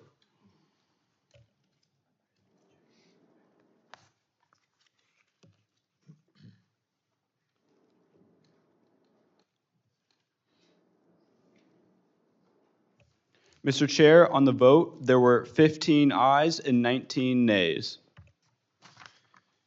The nays have it. The amendments are not agreed to. Since there are no further amendments, I recognize Mr. Burgess from the great state of Texas. Thank you, Mr. Chairman. I move the committee adopt the budget aggregates, functional categories, and other appropriate matters. Questions on the adoption of the budget aggregates, functional categories, and other appropriate matters? All those in favor say aye. Aye. Those opposed, no. No. Opinion of the chair, the ayes have it. Would you like a roll call vote? No, later. Okay. Pursuant to Committee Rule 10, I now call up the text of the concurrent resolution on the budget. It is identical to what was distributed yesterday. The legislative text incorporates the budget aggregates, functional levels, and other relevant items as previously agreed to. I recognize Mr. Burgess from Texas for a motion to order the concurrent resolution reported to the House. Thank you, Mr. Chairman. I move the committee on the budget order the concurrent resolution on the budget to be reported to the House with the recommendation that the resolution be adopted. Questions on ordering the concurrent resolution on the budget to be favorably reported to the House? All those in favor say aye. Aye. Those opposed, no. No. In the opinion of the chair, the ayes have it. Mr. Chairman, I request the recorded vote. Mr. Clerk, would you call the roll, please? Mr. Norman. Aye. Mr. Norman, aye. Mr. McClintock. Aye. Mr. McClintock, aye. Mr. Grothman. Mr. Grothman, aye. Mr. Smucker. Mr. Smucker, aye. Mr. Burgess. Mr. Burgess, aye. Mr. Carter. Mr. Carter, aye. Mr. Klein. Mr. Klein, aye. Mr. Good. Mr. Good, aye. Mr. Bergman. Mr. Bergman, aye. Mr. Ferguson. Mr. Ferguson, aye. Mr. Roy. Mr. Roy, aye. Mr. Moore. Mr. Moore, aye. Mr. Valadeo. Mr. Valadeo. Mr. Estes. Mr. Estes, aye. Ms. McLean. Ms. McLean, aye. Ms. Fishbach. Ms. Fishbach, aye. Mr. Yocum. Mr. Yocum, aye. Mr. Burkeen. Mr. Burkeen, aye. Mr. Edwards. Mr. Edwards, aye. Mr. Boyle. No. Mr. Boyle, nay. Ms. Schakowsky. Nay. Ms. Schakowsky, nay. Mr. Blumenauer. Mr. Blumenauer, nay. Mr. Kildee. Mr. Kildee, nay. Mr. Peters. Mr. Peters, nay. Ms. Lee. Ms. Lee, nay. Mr. Doggett. Mr. Doggett, nay. Mr. Panetta. Mr. Panetta, nay. Ms. Wexton. Ms. Wexton, nay. Ms. Jackson Lee. No. Ms. Jackson Lee, nay. Ms. Omar. Ms. Omar, nay. Mr. Trone. Mr. Trone, nay. Ms. Ballant. Ms. Ballant, nay. Mr. Scott. Mr. Scott, nay. Mr. Espaillat. Mr. Espaillat, nay. Mr. Chair. Yes. Mr. Chair, aye. Are there any members who wish to vote? If not, the clerk shall report. Mr. Chair, on the vote, there were 19 ayes and 15 nays. The ayes have it, and the motion is agreed to. The concurrent resolution on the budget for fiscal year 2025 is ordered favorably reported to the United States House of Representatives. Mr. Chairman, I ask the requisite number of days to submit minority views. Without objection. Without objection, so ordered. I note for the record that a quorum is present. I would like to ask members to remain for a few more minutes. Without objection, staff are authorized to make technical and conforming corrections and to calculate the remaining elements required in the concurrent resolution prior to the filing of the concurrent resolution. Folks, this concludes today's business. I appreciate everybody's sincere and impassioned input, and this committee now stands adjourned.